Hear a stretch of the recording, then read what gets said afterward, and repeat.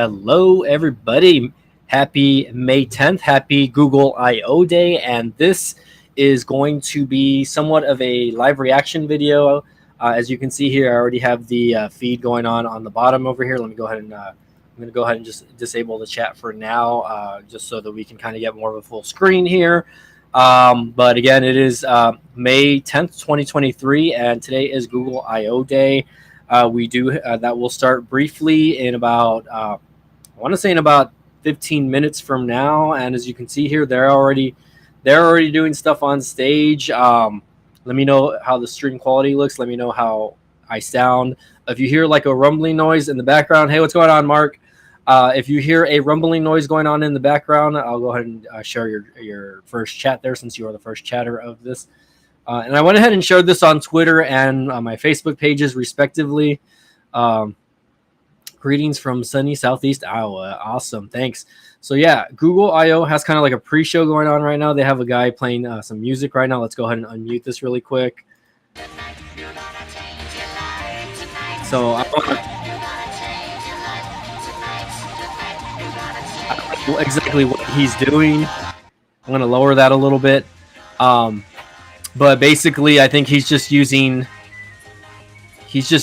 AI, I guess, and doing something with his music. I kind of started that specific thing late. We got Legendary Tech in the house. What's going on, Legendary Tech? Again, welcome to the chat.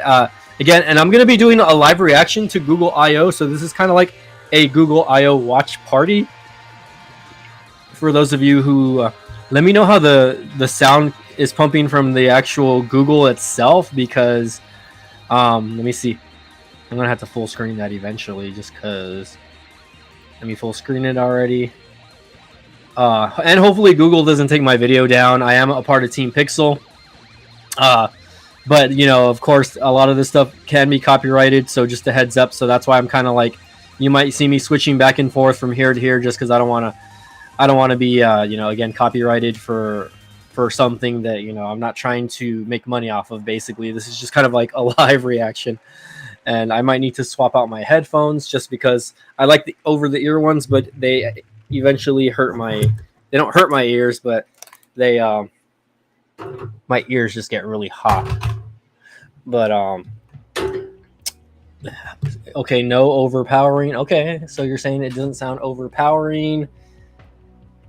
And don't worry, guys, eventually I will turn the chat back on. So again, thanks again for joining in.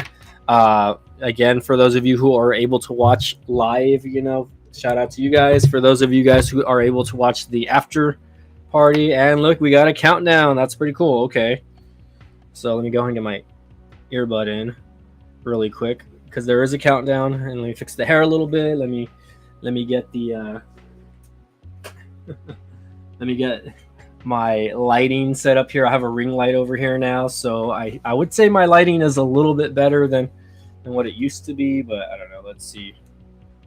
Can we, you always want to do like a blue colored VTech over here? A multicolored. We can have a strobe VTech over here. Let's go back to white. I guess we'll just go back to white. It's a little bit bright also. I don't know how to dim that color exactly, but that's okay though. Again, hopefully everybody's doing good over here. We got about 11 minutes, so let's go ahead and I guess let's put this back on me, and let's go ahead and turn the chat on, just so you guys can kind of see your all's chats respectively. And I'm hoping this keynote is not super long, just because I don't know, I just don't want it to be super long. But we got about 11 minutes, so if you guys have to go to the restroom, or you guys want to grab a coffee, you know, check that out, you know, while we wait here. You get, again, if you guys were paying attention, which some of you may have, some of you may have not, the Pixel Fold was announced a few days back, actually, and I'm super hyped up for that. I don't know if I'm going to get one as a Team Pixel member. I don't know. Those might possibly go to the higher review tech people, but I'm pretty sure that hey, what's up, Magic Tech? Hey, haven't heard from this guy in a minute. I know he's super busy. Don't hate on Google, buddy. You use an Android device which has Google software on it, so you can't really hate on it. So you're You're just making yourself look bad there. But no, I'm just kidding. How's it going, buddy? Again, I'm sure you're at work. Hopefully, you're on lunch break or something like that, watching. Appreciate it. And again, guys, I know I haven't really been live streaming a lot lately. I really haven't posted a lot of content. I've been trying to just work more at my day job, and I just really haven't had content to pump out though. So we'll see how it goes. I might decide to get a review unit very soon. I'll be traveling in July to visit some of my family for about a week and a half. You're on lunch. Magic Tech Review. What's going on? We got about 9 minutes before Google I/O starts, guys. So again, yeah, I might need to go to the restroom real quick before we even start. So again, shout out to all of you guys. Mark, Magic Tech in the house. Shout out to Latrell. Shout out to Tech for Your Need. Shout out to Alex KO Tech, all those guys, Sneed, whoever follows my channel. Also, big shout out to you guys. And again, shout out to Team Pixel. I need to get my Pixel device. 1 second, guys. 1 second. Where is my Pixel device?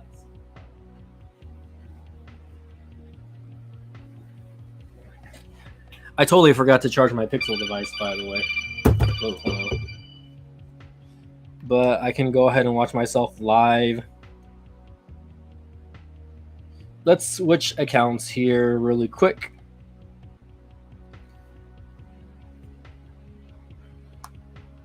There's so much going on over here. Let's switch accounts here really quick. Okay, hold on. That's not good. Here we go. Okay, sup. So again, I've been posting videos on my other channel also, Side Hustle Mike. If you guys are not familiar with that channel, go check it out and subscribe yourself. If you guys want to do that, of course. Move my PlayStation 4 control over here, and let me have my other media set up just so that I can watch the stream here. How's it going, Magic Tech, bro? If you're still there, give me a call one of these days when you're off on the weekend, man. I miss doing our Uber Eats ride-alongs. Even though I don't really do Uber Eats anymore, the pay on Uber Eats just sucks, man. It's just horrible.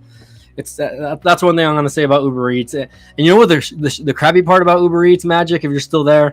One of my friends placed an order and at a restaurant that I was going to sit outside of just to see if we got the full tip. So he tipped $14 on his order, and Uber Eats was only offering me $11 with the base pay plus the tips. So I can tell you right now that Uber Eats takes away the tips. It's ridiculous what they're doing, and I think it's a crime what they're doing. These guys should all go to jail. Their top CEOs, whoever's making millions of dollars, who probably doesn't need to be making that much money, but of course, they'd rather take it away from the people that are actually doing the work. Which is a little frustrating, but hopefully everyone's doing good. We are here to react, and again, I'm hoping that Google doesn't take down my video again. We are starting about 10 minutes before the actual live stream starts, so I'm hoping that they don't see that, and that their AI bots don't check out my channel. I only have 13,000 subs, guys. I'm closing in on, I think, 13,600 subscribers. So again, thank you guys, all the new followers that follow B-Tech Reviews, and for everyone else that is new, thank you again for subscribing to the channel. Let's take a look here. 1 second. I don't know what's going on with Facebook over here. Let me update. Let me restart. Let me restart the Edge browser. I don't know what's going on with Microsoft Edge. I'm using Google Chrome for this, but I have Microsoft Edge popped up as like a second browser here, and you might see a lot of whiteness on me.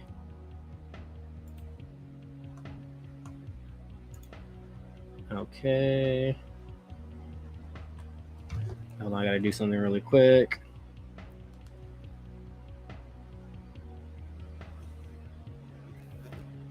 Take a picture of the screen here. Ooh, we got Nightbot in the house chatting insane. Mark Smith says absolutely. Good. Okay, hold on. I think that expired. Got about 5 minutes. It looks like my dog wants to get out. 1 second, guys. Chula, you want to go grab one? Go grab one. Okay, sorry about that. I'm back.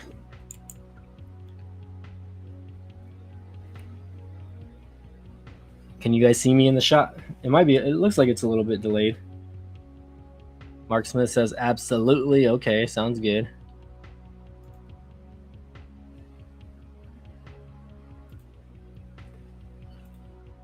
And I guess, what are you guys excited about? You know, now that we're here, we have about 5 minutes left on the actual chat here. You know, what are you guys excited about hearing from Google I/O this year? Are you guys excited about the new phones? Or I hear there's going to be a new Pixel tablet as well. 1 second while I'm getting this set up here.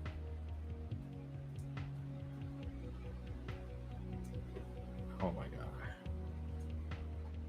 Oh, okay, hold on. Let's see. A different security network, of course. I'm connected to Wi-Fi.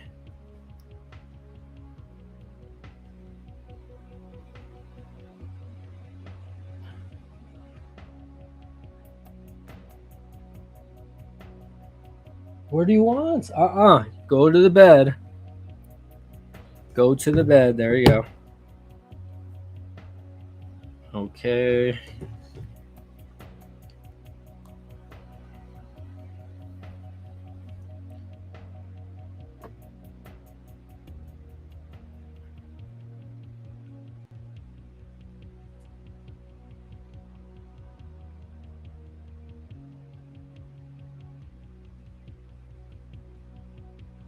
Okay, let me bust out my camera.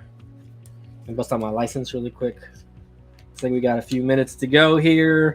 I think for me, I think the Pixel Fold and the Pixel Tablet is probably going to be, you know, the devices that I'm looking more forward to this year, at least.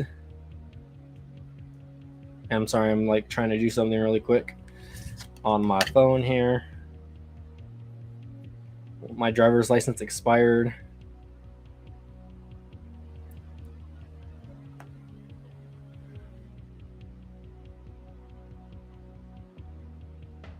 So on one of my accounts here, so I'm having to update that. And it looks like that wants me to take a picture of myself also. Okay, I'll take a picture of myself real quick. Hold on me. And let's see. Mark Smith says, I enjoy the videos. Okay, well, looks like we got a few people left in the house. I think Magic Tech probably already left. That's okay. That's okay. He said he was on lunch, so this is going to be interesting, guys, and guess we'll see how it goes.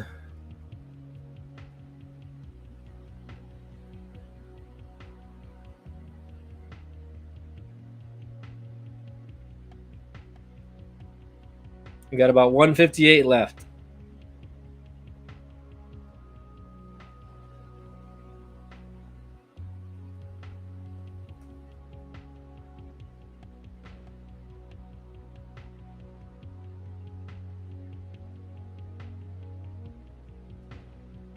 I don't know what's going on. Like, not that the picture is not clear enough already.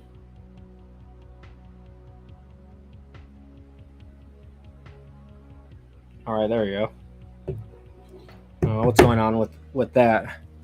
All right, this stinks, guys, because I think I might have to go to the restroom, but my stomach might be telling me something else. Oh gosh, okay, hold on. We got 1 minute left.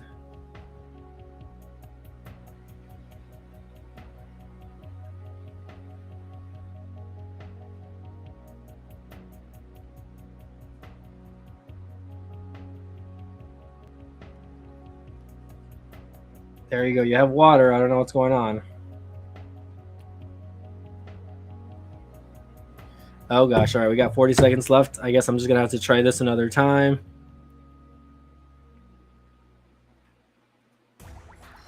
Quit for now, I guess, because it's not freaking working. All right, guys, here we go. We got about...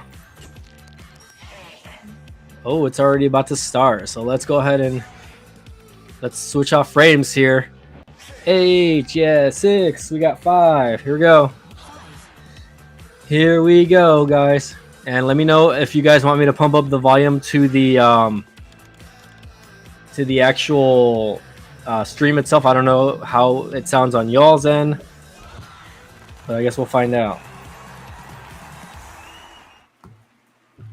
I guess we're gonna find out. Here we go, guys. Google I/O 2023. Since day one, we set out to significantly improve the lives of as many people as possible. And with a little help, you found new answers. Actually, I might need to higher the volume. Discovered new places. There we go. The right words came at just the right time. There we go. And we even learned how to spell the word Epicurean. Epicurean. Life got a little easier. Our photos got a little better. And we got closer to a world where we all belong. So I am also watching on my Pixel 7 Pro over here, which I love, by the way. So as we stand on the cusp of a new era, new breakthroughs in AI will reimagine the ways we can help. We will have the chance to improve the lives of billions of people. We will give businesses the opportunity to thrive and grow. And help society answer the toughest questions we have to face. Now, we don't take this for granted. So while our ambition is bold, our approach will always be responsible. Beautiful. Because our goal is to make AI helpful for everyone.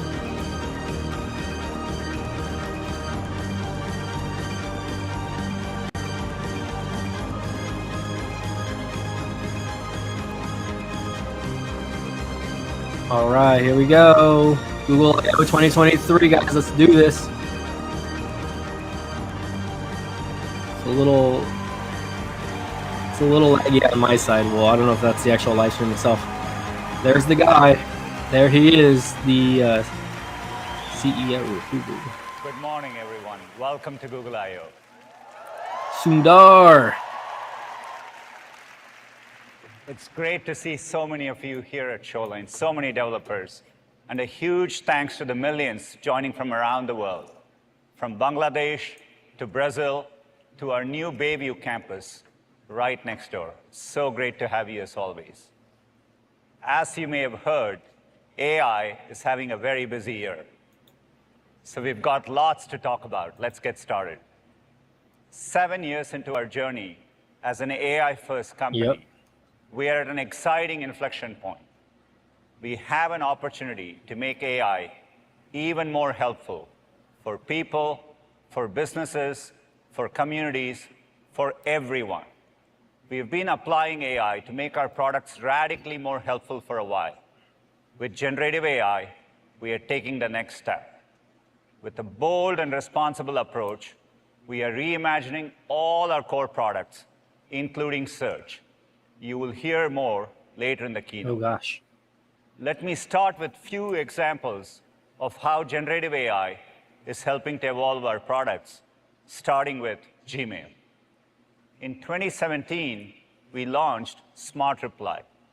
Short responses you could select with just one click. Next came Smart Compose, which offered writing suggestions as you type. Smart Compose led to more advanced writing features powered by AI. Yep. They've been used in Workspace over 180 billion times in the past year alone. And now with a much more powerful generative model, we are taking the next step in Gmail with Help Me Write. Let's say you got this email that your flight was canceled. The airline has sent a voucher, but what you really want is a full refund. You could reply and use Help Me Write. Just type in the prompt of what you want, an email to ask for a full refund, hit create, and a full draft appears. Dang. As you can see, it conveniently pulled in flight details from the previous email. And it looks pretty close to what you want to send. Maybe you want to refine it further. In this case, a more elaborate email might increase the chances of getting the refund.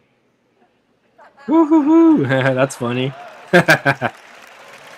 I don't really use these features on my And Gmails, there but you that's pretty go. interesting. I think it's ready to send. Good Help to Me know it's Ride there, I will guess. start rolling out as part of our workspace updates. And just like with Smart We Compose, want to see the you will see phones. it We don't get care better about over the AI. time. Well, The next example is Maps. Since the early days of Street View, AI has stitched together so just a billions heads up, guys. I'm gonna lower the volume on this really quick. I don't really care for AI or use AI myself, but I know like a lot of people use it, and I know it's going to be the future in general when it comes to a lot of things. But me, I have not really messed around with it too much, so that's why I don't have a comment on what's going on with that. But I guess we'll see what what the future entails. help you get where you Let's want to see. go. All right. Google Maps provides 20 billion kilometers of directions every day. That's a lot of trips. Yep. Imagine if you could see your whole trip in advance. With immersive view for routes, now you can, whether you're walking, cycling, or driving. Let me show you what I mean. Say I'm in New York City and I want to go on a bike ride. Maps has given me a couple of options close to where I am. I like the one on the waterfront, so let's go with that. Looks scenic. I think Magic Tech I already wanna get a left. He was on feel his for it lunch. first. Click on Immersive View for routes, and it's an entirely new way to look at my journey. I can zoom in to get an incredible bird's eye view of the ride. And as we turn, That's pretty cool. we get onto a great bike path. I've never been to New York, but that's really pretty. That would be interesting. It looks like it's going to be a beautiful ride. You can also check today's air quality. Looks like AQI is 43, pretty good. And if I want to check traffic and weather and see how they might change over the next few hours, I can do that. Looks like it's going to pour later, so maybe I want to get going now. Immersive View for routes will begin to roll out over the summer and launch in 15 cities by the end of the year, including London, New York, Tokyo, and San I guess they're Francisco. really only going to be doing major cities for now on that. That makes sense, though, especially if you live like in a small city. All right, sorry, I'm messing with my camera. Another product made better by AI is Google Photos. We introduced it at I/O in 2015. It was one of our first AI-native products. Yep, that's Breakthroughs in very machine true. learning made it possible to search your photos for things like people, sunsets, or waterfalls.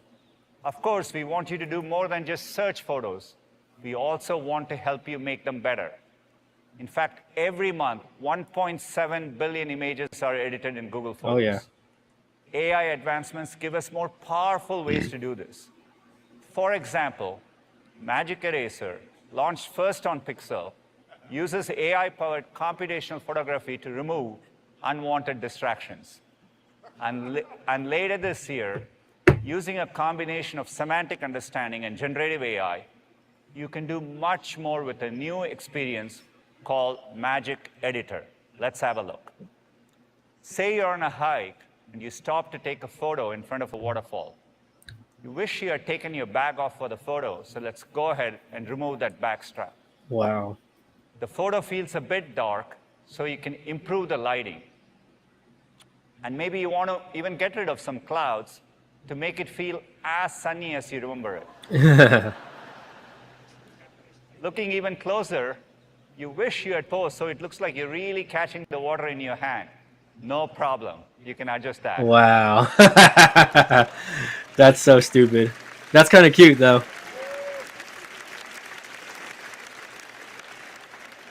There you go. Let's look at one more photo. This is a great photo, but as a parent, you always want your kid at the center of it all. And it looks like the balloons got cut off in this one. So you can go ahead and reposition the birthday boy. Magic Editor automatically recreates parts of the bench and balloons that were not captured in the original shot. As a finishing touch, you can punch up the sky.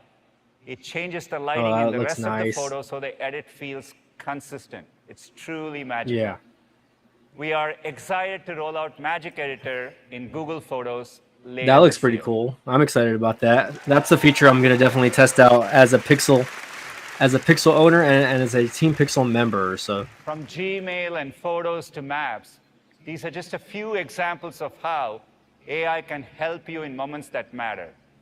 And there is so much more we can do to deliver the full potential of AI across the products you know and love. Today, we have 15 products that each serve more than 500 million people and businesses. And 6 of those products serve over 2 so many billion Google users products. each. This gives us so many opportunities to deliver on our mission, to organize the world's information and make it universally accessible and useful. It's a timeless mission that feels more relevant with each passing year. And looking ahead, making AI helpful for everyone is the most profound way we will advance our mission. All right, And let's we are doing swap this this in up a little 4 bit. important ways. First, by improving your knowledge and learning and deepening your understanding of the world. Second, by Let me know if you boosting guys don't like this creativity and view, by the productivity, way. so you can express yourself I'm gonna and go get back. things done. Third, by enabling developers and businesses to build their own transformative products and services. And finally, by building and deploying AI responsibly so that everyone can benefit equally. We are so excited by the opportunities ahead. Our ability to make AI helpful for There we go. everyone relies on continuously advancing our foundation models. So I want to take a moment to share how we are approaching them. Last year, you heard us talk about PaLM, which led to many improvements across our products. Today, we are ready to announce our latest PaLM model in production, PaLM 2. Palm 2, interesting. I'm not familiar with the Palm model, but I guess let's find out what's going on with that. PaLM 2 builds on our fundamental research and our latest infrastructure. It's highly capable at a wide range of tasks and easy to deploy. We are announcing over 25 products and features powered by PaLM 2 today. PaLM 2 models deliver excellent foundational capabilities across a wide range of sizes. We've affectionately named them Gecko, Otter, Bison, and Unicorn. Unicorn. Gecko is so lightweight that it can work on mobile devices, fast enough for great interactive applications on device, even when offline. PaLM 2 models are stronger in logic and reasoning, thanks to broad training on scientific and mathematical topics. It's also trained on multilingual text, spanning over 100 languages, so it understands and generates nuanced results. Combined with powerful coding capabilities, PaLM 2 can also help developers collaborating around the world. Let's look at this example. Let's say you're working with a colleague in Seoul and you're debugging code. You can ask it to fix a bug and help out your teammate by adding comments in Korean to the code. It Interesting. first recognizes the code is recursive, suggests a fix, and even explains the reasoning behind the fix. And as you can see, it added comments in Korean, just like you asked.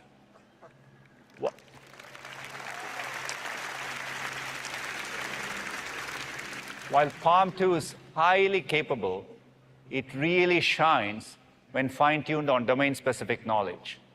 We recently released SecPaLM, a version of PaLM 2 fine-tuned for security use cases. It uses AI to better detect malicious scripts and can help security experts understand and resolve threats. Another example is MedPaLM 2. In this case, it's fine-tuned on medical knowledge. This fine-tuning achieved a 9x reduction in inaccurate reasoning when compared to the model, approaching the performance of clinician experts who answered the same set of questions. In fact, MedPaLM 2 was the first. So I really have no idea what they're talking about as far as like the MedPalm stuff and all that. Hey, what's up, Daily Tech Mike? How's it going, man? We are live streaming, so this is like the kind of part of Google I/O I really don't, I guess, care about, but I know it's important to that it's going to be a part of technology in our future. So that I'm just kind of gonna lower the volume on it by now. These are some examples of PaLM 2 being used in specialized domains. We can't wait. But I guess it has to do with also like That's why I'm pleased to domains. announce that it is Here we now go. available in preview, and I'll let Thomas share more. Now in preview. Okay. I have no clue what Palm 2 is. Palm 2 is the latest step in our decade-long journey to bring Okay. AI in responsible ways to billions of Oh, people. okay. Bringing It AI. builds on progress made by two world-class teams, the Brain team and DeepMind. Looking back at the defining AI breakthroughs over the last decade, these teams have contributed to a significant number of them. AlphaGo, transformers, sequence-to-sequence models, and so on. All this helps set the stage for the inflection point we are at today. We recently brought these two teams together into a single unit, Google DeepMind. All right. Using the computational resources of Google, Google they're focused on DeepMind. building more capable systems safely and responsibly. This includes our next generation foundation model, Gemini, which is still in training. Gemini was created from the ground up to be multimodal, highly efficient at tool and API integrations, and built to enable future innovations like memory and planning. While still early, we are already seeing impressive multimodal capabilities not seen in prior models. Once fine-tuned and rigorously tested for safety, Gemini will be available at various sizes and capabilities, just like Palm 2. As we invest in more advanced models, we are also deeply investing in AI responsibility. This includes having the tools to identify synthetically generated content whenever you encounter it. Two important approaches are watermarking and metadata. Watermarking embeds information directly into content in ways that are maintained even through modest image editing. Moving forward, we are building our models to include watermarking and other techniques from the start.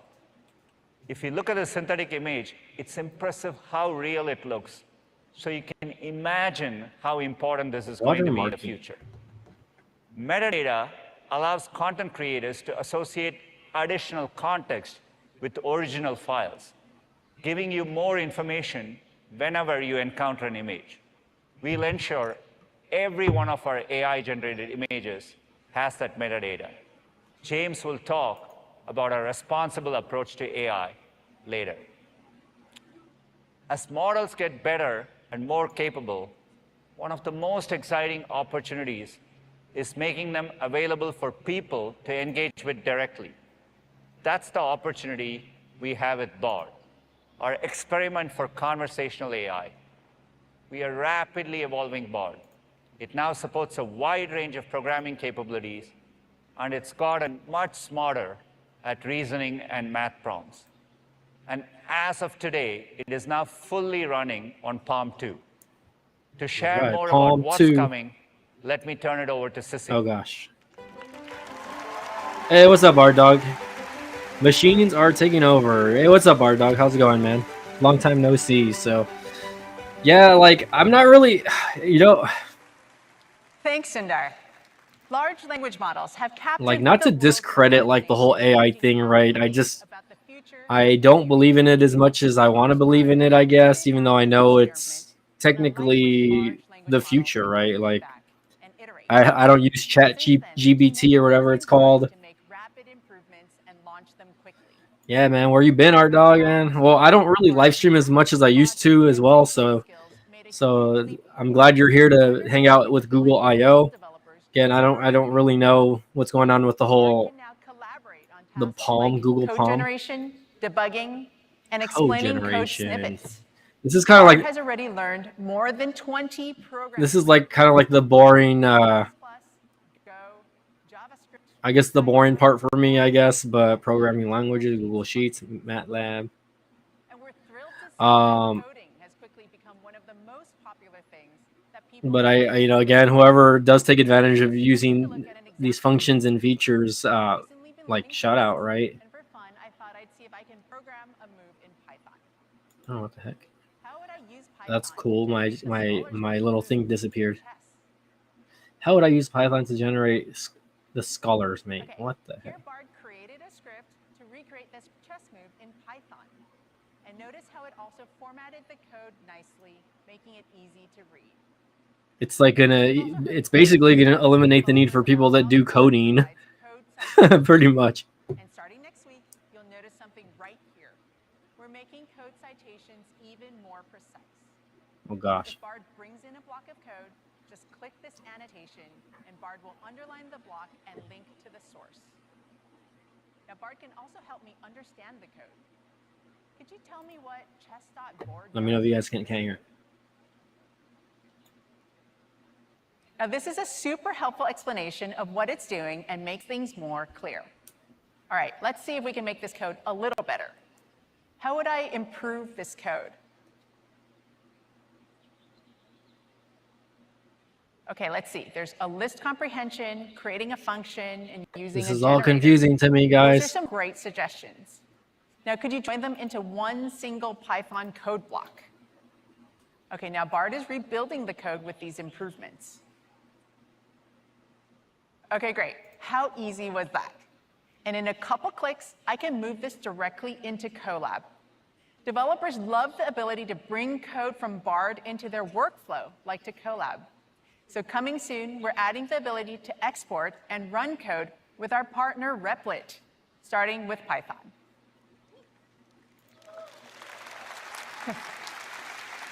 Show us the phones already. We've also heard that you want dark theme, so starting today, you can activate. All right, we want that dark theme because my eyes are killing me with those white themes over here. I love dark theme, guys. Like that's You can activate it right in Bard or let it follow your OS settings. like dark And theme speaking of it helps exporting, my eyes out so much. people I have a often really ask bad Bard for a head start astigmatism in my sending eyes, emails and documents. and anything that I can use dark theme with, I We're will launching use. 2 more But my export actions. eyes hurt a lot. Make it easy to move Bard's responses right into Gmail and Docs. All right, easy.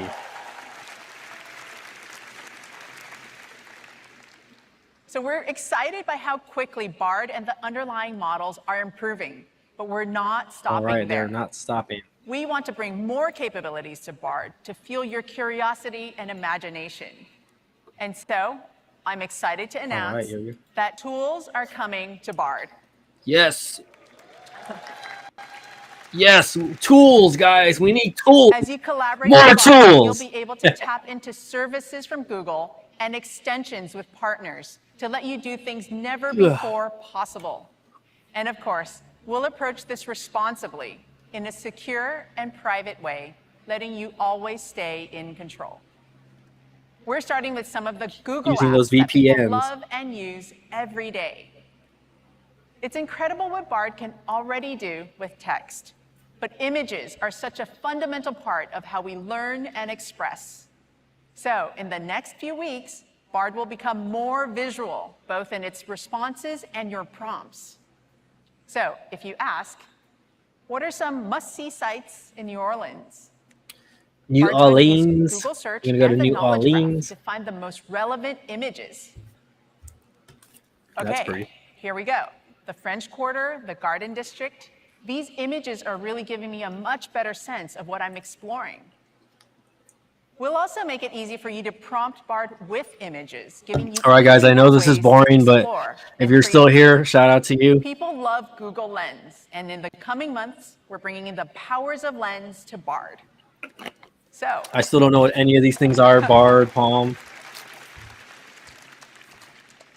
so if you're looking to have some fun with your fur babies, you might upload an image and ask Bard to write a funny caption about these two.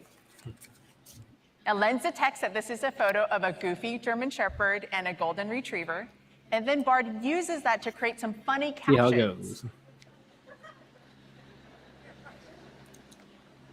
If you ask me, I think they're both good boys. Okay. Now let's do another one. Imagine I'm 18 and I need to apply to college. I won't date myself with how long it's been, but it's still an overwhelming process. So I'm thinking about colleges, but I'm not sure what I want to focus on. I'm into video games, and what kinds of programs might be interesting? Okay, this is a helpful head start. Animation looks pretty interesting. Now I could ask, help me find colleges with animation programs in Pennsylvania. Okay, great. That's a good list of schools. Now, to see where these are, I might now say, show these on a map. Here, Bard's going to use Google Maps to visualize where the schools are. Dang. This is super helpful, and it's exciting to see that there's plenty of options not too far from home. Now let's start organizing things a bit. Show these options as a table. Nice. Structured and organized, but there's more I want to know. Add a column showing whether they're public or private schools.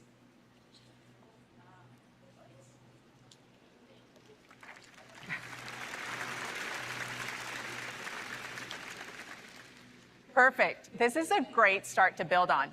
And now let's move this to Google Sheets so my family can jump in later to help me with my search.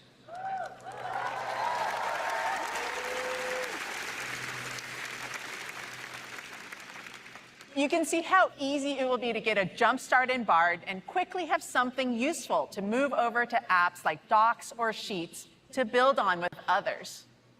Okay, now that's a taste of what's possible when Bard meets some of Google's apps. But that's just the start. Bard will be able to tap into all kinds of services from across the web with extensions from incredible partners like Instacart, Indeed, Khan Academy, and many more. So here's a look at one coming in the next couple months. With Adobe Firefly, you'll be able to generate completely new images from your imagination right in Bard. Now, let's say I'm planning a birthday party for my 7-year-old who loves unicorns. I want a fun image to send out with the invitations. Make an image of a unicorn and a cake at a kid's party. Okay, now Bard is working with Firefly to bring what I imagined to life. That's pretty cool. I mean, they all kind of look the same. How amazing is that? This will unlock all kinds of ways that you can take your creativity further and faster. And we are so excited for this partnership. Bard continues to rapidly improve and learn new abilities. And we want to let people around the world try it out and share their feedback. So today, we are removing the waitlist and opening up Bard to over 180 countries and territories. Oh, damn. I'm excited, even though I'm probably not going to use it. Well, maybe. You never know. Bard. Is that an app that I can download? With more coming soon. And in addition to becoming available in more places, Bard is also becoming available in more languages. Beyond English, starting today, of course, I would hope so. You'll be able to talk to Bard in Japanese and Korean. Heck yeah. Adding languages responsibly involves deep work to get things like quality and local nuances right. And we're pleased to share that we're on track to support 40 languages soon.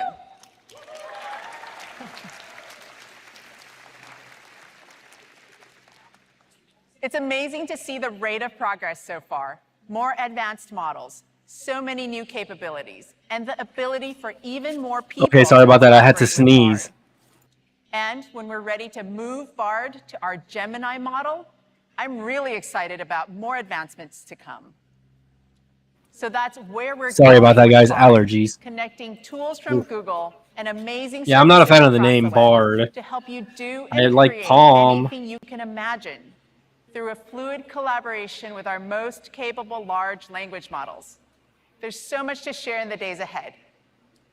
And now, to hear more about how large language models are enabling next generation productivity features right in Workspace, I'll hand it over to Aparna.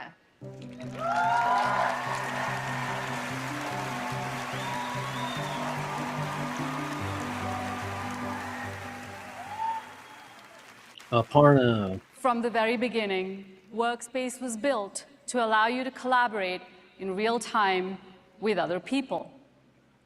Now, you can collaborate in real time with AI. AI can act as a coach, a thought partner, a source of inspiration, as well as a productivity booster across all of the apps of Workspace. Our first steps with AI as a collaborator were via the Help Me Write feature in Gmail and Docs, which launched to trusted testers in March. We've been truly blown away by the clever and creative ways these features are being used, from writing essays, sales pitches, project plans, client outreach, and so much more. Since then, we've been busy expanding these helpful features across more surfaces. Let me show you a few examples. One of our most popular use cases is the trusty job description. Every business, big or small, needs to hire people. A good job description can make all the difference. Here's how Docs has been helping. Say you run a fashion boutique and need to hire a textile designer. To get started, you enter just a few words as a prompt. Senior level job description for textile designer. Docs will take that prompt, send it to our PaLM 2-based model, and let's see what I got back. Not bad. With just 7 words, the model came back with a good starting point, written out really nicely for me. Now you can take that and customize it for the kind of experience, education, and skill set. All right, guys, I'm still here. Sorry, I've been kind of snot. I have a lot of snot right now. Okay, so I really don't know what they're talking about, guys. I mean, AI is one thing, and then Bard, and I could just tell you right now that there's a lot of things that they're coming up with that things that we see that we don't really see that come out in the background of apps and things that we use, like that Adobe photo thing where the AI generated something just based on something it said, right? It's all interesting, you know what I mean? I think a lot of people are going to be using this kind of stuff, but I feel like it's kind of like cheating in a way, like it defeats the purpose. Like you're not gonna have to hire a photo editor or someone to create something for you, because you have things like this and apps like this to do it for you, basically. And again, I don't know if they charge a services for stuff like this, or if it's all just going to be free. But to me, it's like, okay, like it's cool stuff. And again, this is just my opinion, right? I'm not trying to knock on other people that are interested in this type of development when it comes to future technology. But to me, it's like, again, I don't know. It's just not important to me right now. It's not something that I'm going to be using in the near future. So we'll see. Again, I'm still waiting. I want them to announce the phones, the tablets, everything else. Anecdotes, haikus, jokes for your parents' 50th wedding anniversary in a slide deck. Everyone does their bit, but maybe this deck could have more pizzazz. Let's pick one of the slides and use the poem on there as a prompt for image generation. Oh gosh. Mom loves her pizza, cheesy and true, while dad's favorite treat I don't really is a warm use pot of fondue. software Let's hit and create apps like Google and see Docs. what it comes up with. Behind the scenes, that quote is sent as an input to our text-to-image models, and we know it's unlikely that the user will be happy with just one option. So we generate about 6 to 8 images so that you have the ability to choose and refine. Choose and refine. Whoa, I have some oddly delicious-looking fondue pizza images. Now, this style's a little too cartoony for me, so I'm going to ask it to try again. Let's change the style to photography and give it a whirl. Ooh, make it into real pizzas rather than fake. Just as weird, but it works for me.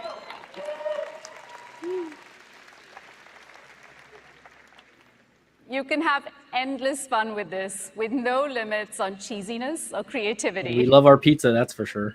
Starting next month, trusted testers will be able to try this and 6 more generative AI features across Workspace. And later this year, all of this will be generally available to business and consumer Workspace users via a new service called Duet AI for Workspace.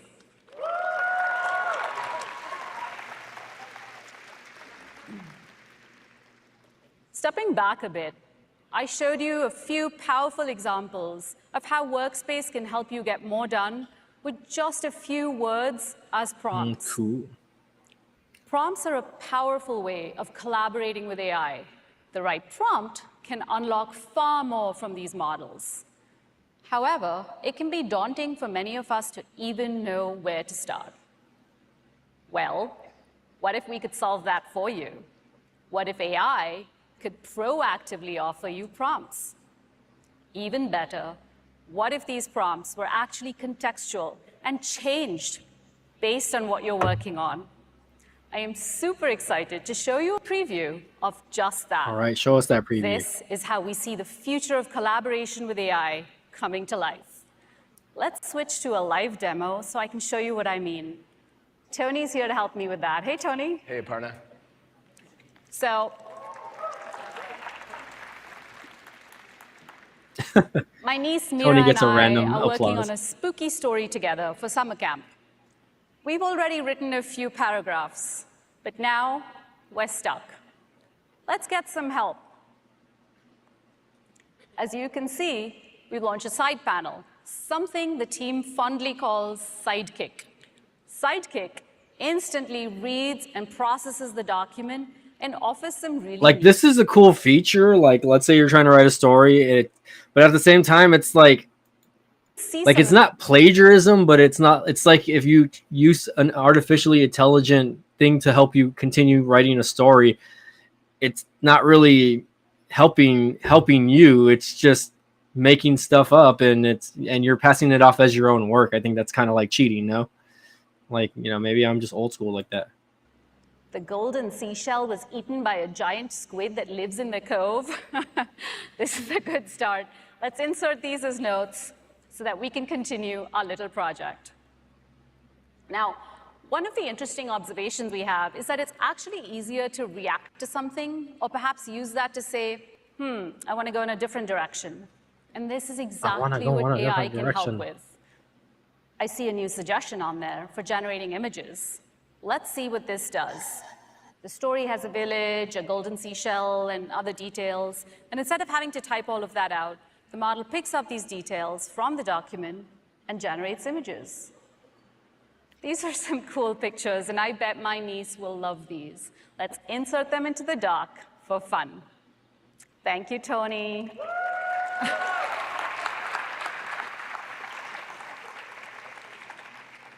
I'm going to walk you through some more examples, and this will help you see why this powerful new contextual collaboration is such a remarkable boost to productivity and creativity. Say you're writing to your neighbors about an upcoming potluck. Oh, gosh. Now, as you can see, Sidekick has summarized what this conversation is about. Last year, everyone brought hummus. Who doesn't love hummus? But this year, you want a little more variety. Let's see what people Well, that's cool that the people that are there get first hands at the somewhere pixel. in this thread is a Google Sheet where you've collected that information. I know Mark's there. He's the one like Get in some charge help of like sending by out the typing. phones and stuff like that. Write a note about the main dishes people are bringing, and let's see what we get back. Go. Awesome. It found the right sheet and cited the source in the Found In section, giving you confidence that this is not made up. It looks good. You can insert it directly into your email. Let's end with an example of how this can help you at work. Say you're about to give an important presentation, and you've been so focused on the content that you forgot to prepare speaker notes. Oh gosh. The presentation is in an hour. Uh-oh. No need to panic. Look at what one of the suggestions is. Create speaker notes for each slide. Wow. Let's see what happens. Speaker notes for each slide. That's pretty nuts. What happened behind the scenes here is that the presentation and other relevant context was sent to the model to help create these notes. And once you've reviewed them, you can hit Insert and edit the notes to convey what you intended.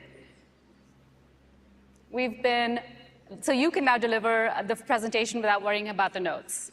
As you can see, we've been having a ton of fun playing with this. We can see the true potential of AI as a collaborator. Well, I mean, I like Google Workspace as a whole. I don't use stuff like this in my daily job. I'll hand it back But to for Sundar. people that get to use stuff like this, I think that's pretty cool. Like personally, I would love to Thanks, Aparna.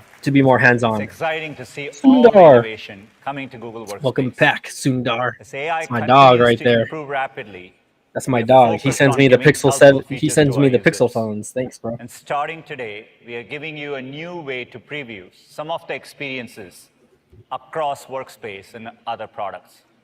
It's called Labs. I say new, but Google has a long history of bringing Labs, and we've made it available throughout our history as well. You can check it out at google.com. Bring back Google Plus. Shout out to /labs. Tito. Next up, we're going to talk about search. Search has been our founding product from our earliest days. And we've always approached it placing user trust above everything else. To give you a sense of how we are bringing generative AI in search, I'm going to invite Kathy onto the stage. Kathy? All right, bring Kathy. Come on, we want to hear about the phones. Oh, I knew this was going to be a long presentation. I should have skipped the first hour if I could be honest. But, if you guys are watching this back later, just fast forward, because I'm pretty sure the phones and stuff, the new tech that they're announcing is going to be towards Thanks, the end. Sundar. They're saving the best for last. I've been working in search for many years, and what inspires me so much is how it continues to be an unsolved problem.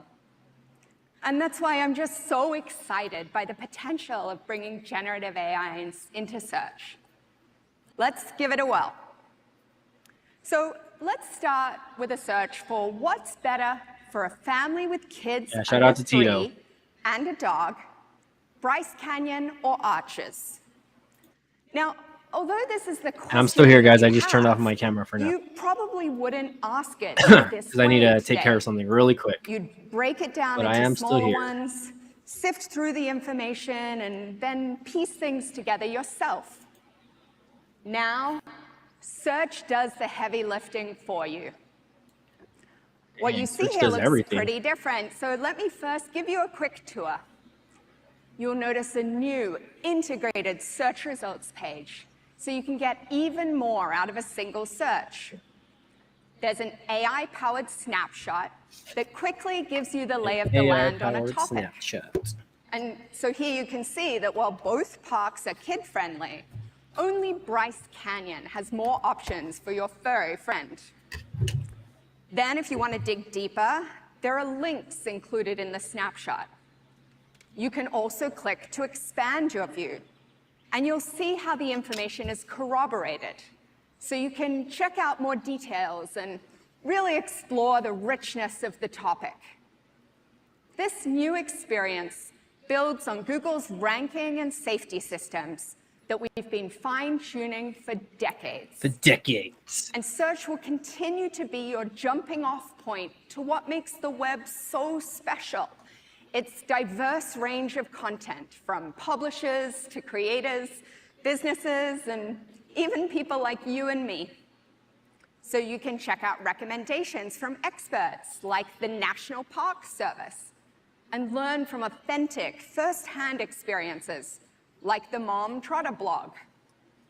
Because even in a world where AI can provide insights, Even in a way. we know that people will always value the input of other people, and a thriving web is essential to that. These new generative AI, thank you.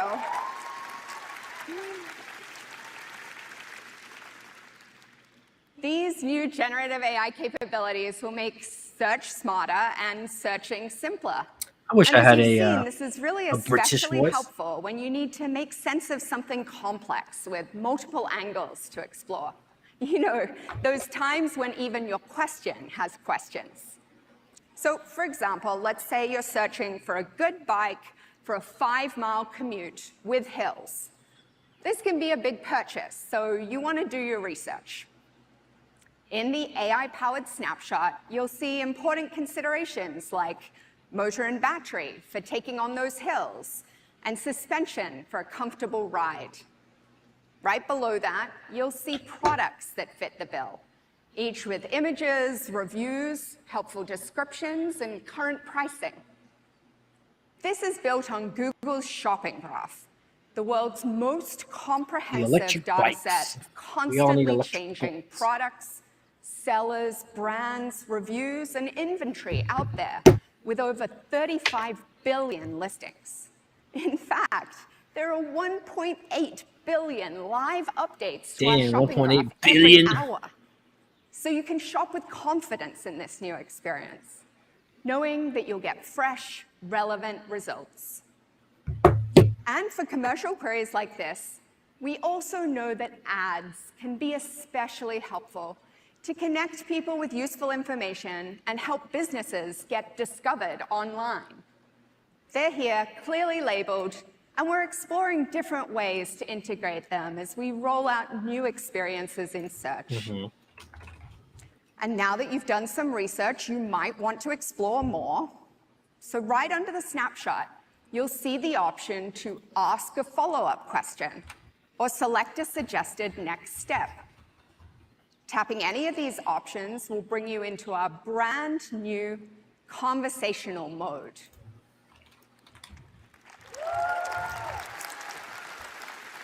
Conversational mode.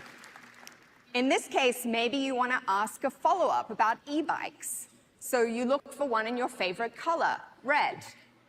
And without having to go back to square one, Google Search understands your full intent and that you're looking specifically for e-bikes in red that would be good for a 5-mile commute. That's pretty with cool. hills. And even when you're in this conversational mode, it's an integrated experience. So you can simply scroll to see other search results. You know, I wish I lived in like Now, biking distance maybe of where I this worked, because e-bike I would seems to not be a drive good my fit car. for your Like, commute. With just a if I click, end you're up able to moving, see you a never know. variety of retailers that have it in stock. Definitely save money on and some gas. that offer free delivery or How's the Dance returns. Dance Revolution coming You'll along? also see current prices, including deals, and can seamlessly It's going, bro. I play once or twice a week now.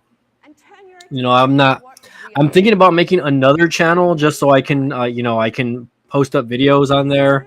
Let me know if you guys want to watch me videos of me playing at home. You know, I definitely want to talk more about it. It's just I don't want to really do it on that channel specifically. I'd rather just make another channel and do it. The only thing I don't like is that there's a lot of copyrighted music along with that. So if I try to play a song, you know, I most likely won't be able to monetize the channel, but that's okay. I really don't care about that. Yeah, the whole search engine thing, it is pretty cool. You know, it's becoming a little more specific. Let's walk through another one in a live demo. What do you say? Yeah. Yeah. Keep things PG though, guys. Yeah. So special shout out to my 3-year-old daughter who is obsessed with whales. I wanted to teach her about whale song. So let me go to the Google app and ask, why do whales like to sing? And so here I see a snapshot that organizes the web results and gets me to key things I want to know. So I can understand quickly that, oh, they sing for a lot of different reasons, like to communicate with other whales, but also to find food. Ooh, look at that Pixel And 7 click Pro. I see have that same more color. to expand here as well. Now, if I was actually with my daughter and not on stage in front of thousands of people, I'd be checking out some of these web results right now. They look pretty good. Now, I'm thinking she'd get a kick out of seeing one up close. So let me ask. Oh, she forgot what she's doing. Can I see whales in California? And so the LLMs right now are working behind the scenes to generate my snapshot, distilling insights and perspectives from across the web. Interesting. It looks like in Northern California, I can see humpbacks around this time of year. That's cool. I'll have to plan to take her on a trip soon. Take your dog. And again, I can see some really great results from across the web. And if I want to refer to the results of my previous question, I can just scroll right up. Now, she's got a birthday coming up, so I can follow up with plush ones got 305 followers. for kids under $40. Again, the LLMs are organizing this information for me, and this process will get faster over time. These seem like some great options. I think she'll really like the second one. She's into orcas as well. Phew, Okay. live demos are always a little nerve-wracking. I'm really glad that one went whale.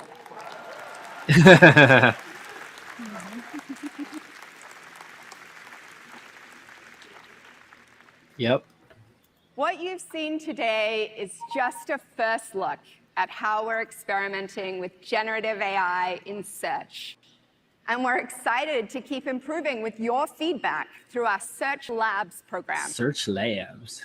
This new search Well, that'll be generative interesting, guys. experience, also known as SGE, will be available in labs. And it's along funny with because some I other use experiments. Google search on my And they'll be iPhone, rolling so out hopefully in the this coming this weeks. goes out for all the Google type If you're in stuff. the US, Even you can not- join not the iPhone stuff. waitlist today by tapping the Labs icon in the latest version of the Google app or Chrome desktop. This new experience really reflects the beginning of a new chapter. And you can think of this evolution as search supercharged. Search has been at the core of our timeless mission for 25 years. And as we build for the future, I mean, if you think we're about so it, Google excited for you to turn to basically Google for things was you just never originally a dreamed search of. engine, and look at what Here's a it, preview look it has at become what's to come for in the AI past in 20 some years. You know what I mean? It's pretty crazy. Over a decade, yeah. AI. So I remember using the original Google search back in like the late 90s. Probably I was like in junior high. I think the first time I ever used the Google search was like in the 5th or 6th grade, maybe. I was still very young, guys. I'm 37 now, and this is back with the old CRT computers and everything like that. But guys, I just hit a milestone on my Twitter account. By the way, I just realized that I have over 300 followers on Twitter now. So shout out to Team Twitter over here for following me, or all my new followers on Twitter. Yes. Yes. Yes, every result. Come say hello. 3, 2, 1, let's go. I wonder if there's going to be like any type of intermission. Mikey Tech, are you still there? Art Dog, are you still there? It says I only have one person watching, so I want to make sure that you guys are still there and that the stream still looks good. I'm not sure what's going on, but on my end, it just says I have one viewer watching. So let me know if you guys You got this. Let's go. are still there, please. Is a hot dog a sandwich? And the answer is Yes. no. Yes. No. Make 'em talk like whoa, whoa, whoa, whoa. I'ma make 'em talk like. I'ma make 'em talk like whoa. All right. All right, let's move on to the phones and the tablets. Come on, guys, let's go. Let's Is a fucking hot dog go. a sandwich? I think it's more like a taco because the bread goes around it. Comes from the expert Well, viewpoint of a vegetarian. You know he. Oh, Right. get Thanks, some meat in Kathy. you. So exciting to see how we are. Yeah, I don't know why evolving Restream search says I only have one and look person forward watching. to building it But with I know you. I have more than one person watching. So far today, we have shared how AI can help unlock creativity, productivity, and knowledge. Get rid of the As chat. you can see, AI is not only a powerful enabler, it's also a There you big go. platform shift. Every business and organization is thinking about how to drive transformation. That's why we are focused on making it easy and scalable for others to innovate with AI. That means providing the most advanced computing infrastructure, including state-of-the-art TPUs and GPUs. Whew, that's And crazy. expanding access to Google's latest foundation models that have been rigorously tested in our own products. We are also working to provide world-class tooling. I wonder how much this guy customers gets can paid. train, fine-tune, and run their own models with enterprise-grade safety, security, and privacy. To tell you more about how we are doing this with Google Cloud, please welcome Thomas. All right, Thomas, what's going down?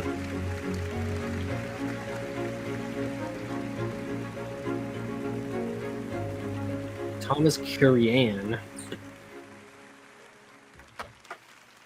All of the investments you've heard about today are also coming to businesses. So whether you're an individual developer or a full-scale enterprise, Google is using the power of AI to transform the way you work. There are already thousands of companies using our generative AI platform to create amazing Man, dude, I content, feel like this whole to keynote is just synthesize about and AI, organize man. information, to automate processes, and to build incredible customer experiences. And Yeah, I yes, guess so. each and every one of you can too. There are 3 ways Google Cloud can help you take advantage of the massive opportunity in front of you. First, you can build generative applications using our AI platform, Vertex AI. With Vertex, you can access foundation models for chat. Don't forget to smash text, the and like button, image. by the way, guys. You just select the model you want to use, create prompts to tune the model, and you can even fine-tune the model's weights on your own dedicated compute clusters. To help you retrieve fresh and factual information from your company's databases, your corporate internet, your website, and enterprise applications, we offer Enterprise Search. Our AI platform is so compelling for businesses because it guarantees the privacy of your data. With both Vertex and Enterprise Search, you have sole control of your data and the costs of using generative AI models. In other words, your data is your data and no one else's. You can also choose the best model for your specific needs across many sizes that have been optimized for cost, latency, and quality. Many leading companies are using our generative AI technologies to build super cool applications, and we've all been blown away by what they're doing. Let's hear from a few of them.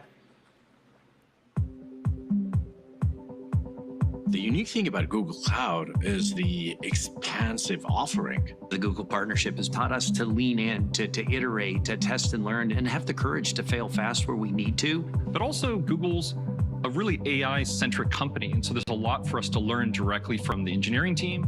Now, with generative AI, we can have a much smarter conversations with our customers. All right, looks like we got a super chat from Toyota Tech, guys. Shout out to Toyota Tech. Go subscribe to him as well. Access to LOL. Vertex APIs opens a lot of doors for us to be most efficient and productive in the way we create experiences for Uber customers. Crazy. The act of making software is really suddenly opened up to everyone. Now you can talk to the AI on the Replit app. Okay, first of all, guys, like I'm bored. I'm not gonna lie to you. I'm a little bored hearing about AI, and I'm more interested in the last portion, like where the girl was actually showing you guys how to use AI, or use the specific AI. But I'm kind of getting tired of hearing about it. And not to knock on the Google keynote or anything like that. This is all good and useful information, but I really just want to see the phones, and what's going to happen with the new devices, the tablet, the Fold, the Pixel 7a, and the Pixel 8 and the 8 Pro. I want to hear about that because summer's coming up, and these phones will be coming out towards the fall. I know sometimes they do separate events, so we might not even hear about the new Pixel phones in this specific stream or whatever you want to call it. But With Google has yeah, I guess we'll find out. I guess we'll find out if we hear about the Pixel. Most likely we'll hear about the Fold and the tablet, though, that's for sure. There's no other way to describe it. We're just living in the future.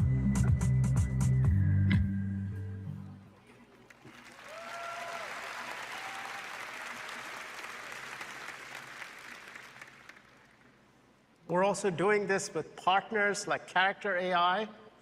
We provide Character with the world's most performant and cost-efficient infrastructure for training and serving the models. By combining its own AI capabilities with those of Google Cloud, consumers can create their own deeply personalized characters and interact with them. We're also partnering with Salesforce. Yeah, it's boring, honestly. AI models. I agree. It's boring, and not knocking on Google I/O. A lot of this has to, okay. In fact, Like a lot of the stuff that they're talking about has to do with like stuff that people are going to be using like in workplaces or like if you're a coder or, you know, little stuff about like photography that I've seen so far, like about like the Google Photos app, right? I mean, I think like that interested me, like the Google Photo stuff that interested me because that's something that I'm most likely going to use one day. Including but Imagine, which powers image generation, editing, and customization from text inputs. Cody, got Toyota Tech in the house, guys. We also got Side Hustle Mike. Go ahead and subscribe to those channels as well. Code base. Those are my dogs right there. Applications faster. And Chirp, our universal speech model, which brings speech to text accuracy for over 300 languages. We're also introducing reinforcement learning from human feedback. Yeah, they should have made it more interesting. This is a little boring, guys. Fine-tune pre-trained and like, I don't know. You guys tell me. Do any of you use? Let's just mute this really quick. Do any of you use AI as far as like any of the Google stuff? Like, tell me. Like, I don't use it, so I don't. This is why this stuff is not very interesting to me at the moment, but it is what it is. You know, I think, you know, it is something that we all will probably use one day, but for now, I'm just kind of like, I'm kind of bored watching this, guys. I just want to hear about the new tech already. I want to hear about the new phones, and we're already an hour in. So the second way we're helping you take advantage of this opportunity now is by in introducing Duet AI for Google Cloud. All right, hold on. Earlier, all right, guys, I'm gonna leave this going. I'm gonna turn off my mic and stuff right now, really quick. 1 second. To help people get things done. Well, the same thing is true with Duet AI for Google Cloud, which serves as an AI expert pair programmer. Duet uses generative AI to provide developers assistance wherever you need it, within the IDE, the Cloud Console, or directly within chat. It can provide you contextual code completion, offer suggestions tuned to your code base, and generate entire functions in real time. It can even assist you with code reviews and code inspection. Hen will show you more in the developer keynote. The third way we're helping you seize this moment is by building all of these capabilities on our AI-optimized infrastructure.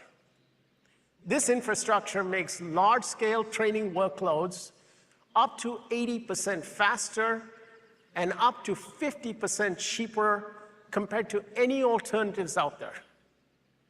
Look, when you nearly double performance,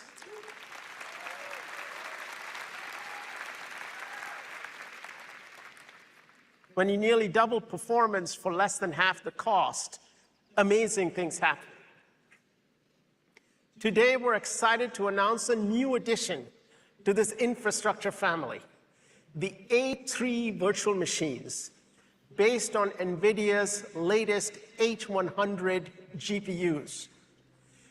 We provide the widest choice of compute options for leading AI companies like Anthropic and Midjourney to build their future on Google Cloud.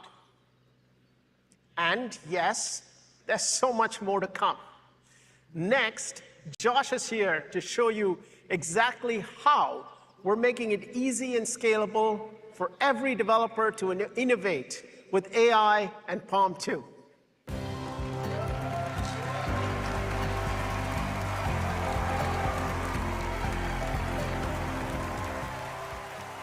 Thanks, Thomas. Our work is enabling businesses, and it's also empowering developers. PaLM 2, our most capable language model that Sundar talked about, powers the PaLM API. Since March, we've been running a private preview with our PaLM API, and it's been amazing to see how quickly developers have used it in their applications. Like Chapter, who are generating stories so you can choose your own adventure, forever changing story time. Or Game On Technology, a company that makes chat apps for sports fans and retail brands to connect with their audiences. And there's also Wendy's. They're using the Palm API to help customers place that correct order for the Junior Bacon Cheeseburger they talked about in their Talk to Menu feature. But I'm most excited about the response we've gotten from the developer tools community. Developers want choice when it comes to language models, and we're working with leading developer tools companies like LangChain, Chroma, and many more to support the Palm API. We've also integrated it into Google developer tools like Firebase and Colab.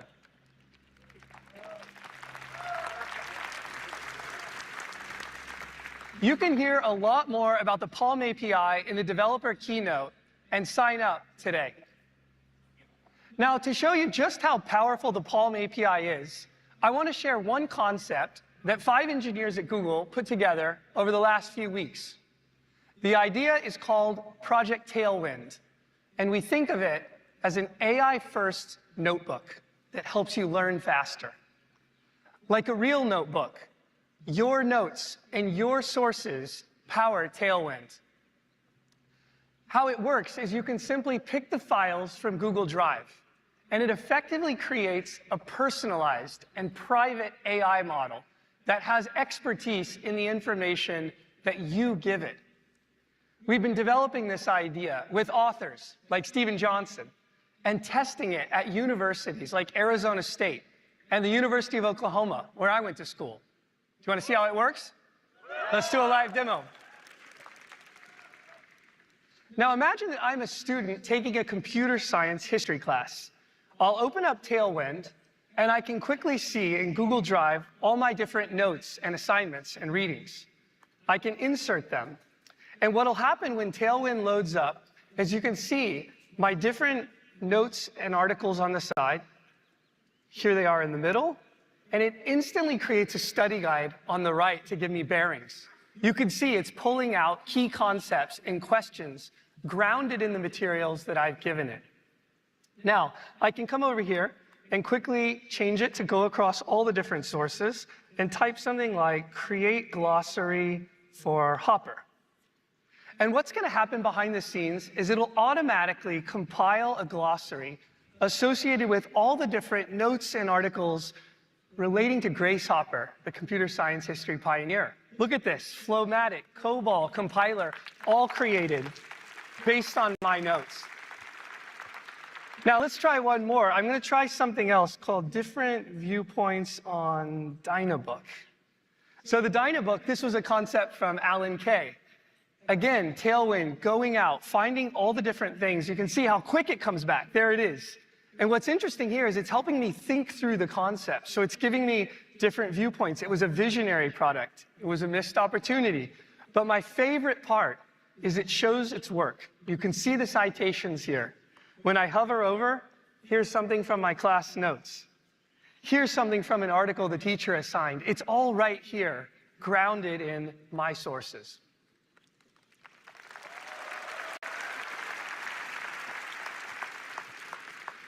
Now, Project Tailwind is still in its early days, but we've had so much fun making this prototype, and we realized it's not just for students. It's helpful for anyone synthesizing information from many different sources that you choose, like writers researching an article, or analysts going through earnings calls, or even lawyers preparing for a case. Imagine collaborating with an AI that's grounded in what you've read in all of your notes. We want to make it available to try it out if you want to see it.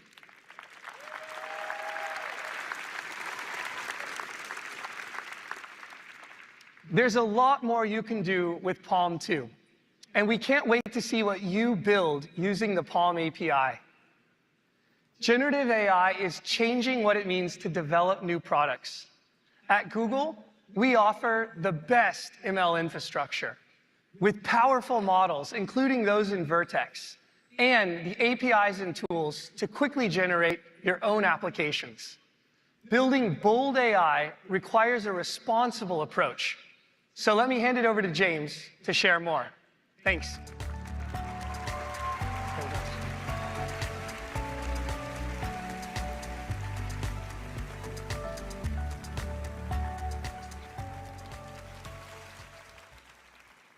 Hi, everyone. I'm James. In addition to research, I lead a new area at Google called Technology and Society.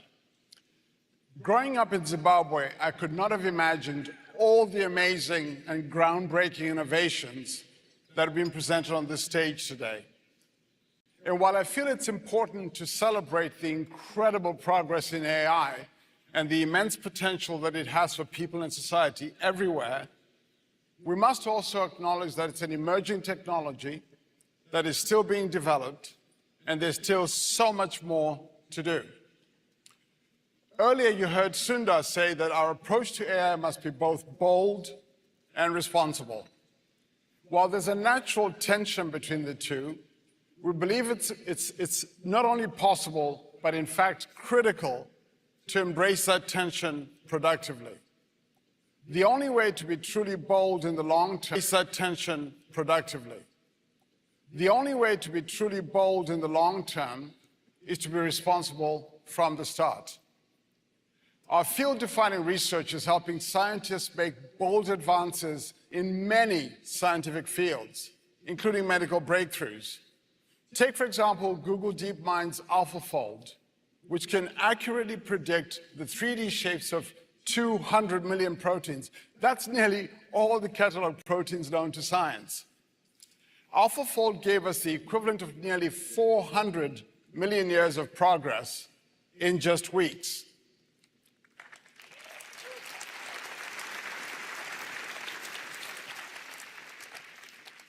So far, more than 1 million researchers around the world have used AlphaFold's predictions, including Feng Xiang's pioneering lab at the Broad Institute of MIT and Harvard. Yeah. In fact, in March this year, Zhang and his colleagues at MIT announced that they'd used AlphaFold to develop a novel molecular syringe, which could deliver drugs to help improve the effectiveness of treatments for diseases like cancer.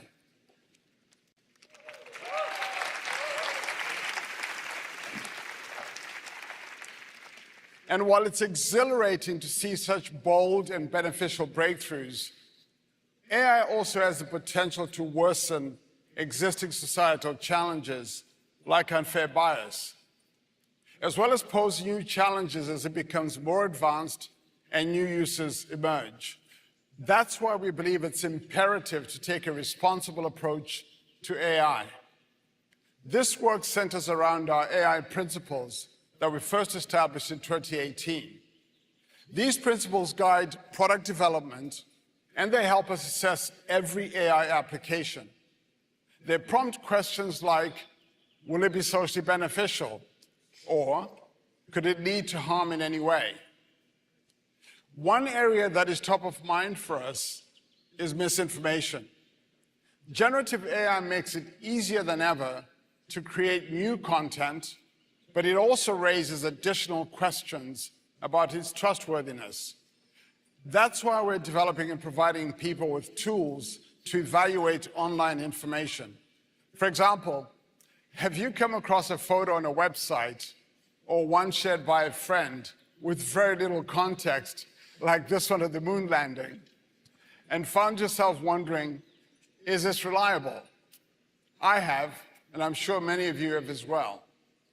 In the coming months, we're adding 2 new ways for people to evaluate images. First, with our About This Image tool in Google Search, you'll be able to see important information such as when and where similar images may have first appeared, where else the image has been seen online, including news, fact-checking, and social sites, all this providing you with helpful context to determine if it's reliable.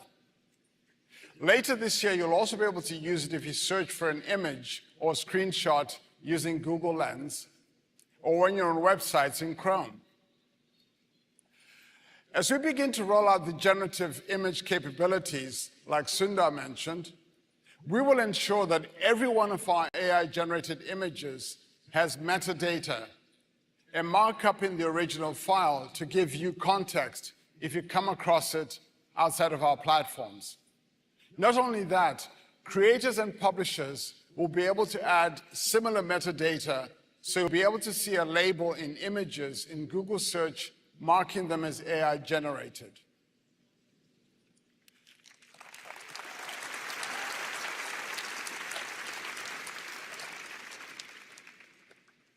As we apply our AI principles, we also start to see potential tensions when it comes to being bold and responsible. Here's an example. Universal Translate is an experimental AI video dubbing service. All right, guys, I'm back. Sorry about that. Experts I had to use the restroom. I drank some coffee before the stream, and it finally kicked in, if you guys know what I mean. Let me show you how it works with an online college course created in partnership with Arizona State University. What many college students don't realize is that knowing when to ask for help and then following through on using helpful resources is actually a hallmark of becoming a productive adult. Muchos universitarios no comprenden que saber cuándo pedir ayuda y usar recursos útiles es en realidad una clave para convertirse en un adulto productivo. Oh, that's pretty cool.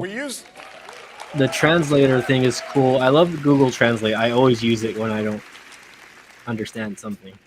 We use next generation translation models to translate what the speaker is saying, models to replicate the style and the tone, and then match the speaker's lip movements. Then we bring it all together. This is an enormous step forward for learning comprehension, and we're seeing promising results with course completion rates. But there's an inherent tension here. You can see how this can be incredibly beneficial, but some of the same underlying technology could be misused by bad actors to create deep fakes. So we've built this service with guardrails to help prevent misuse, and we make it accessible only to authorized partners.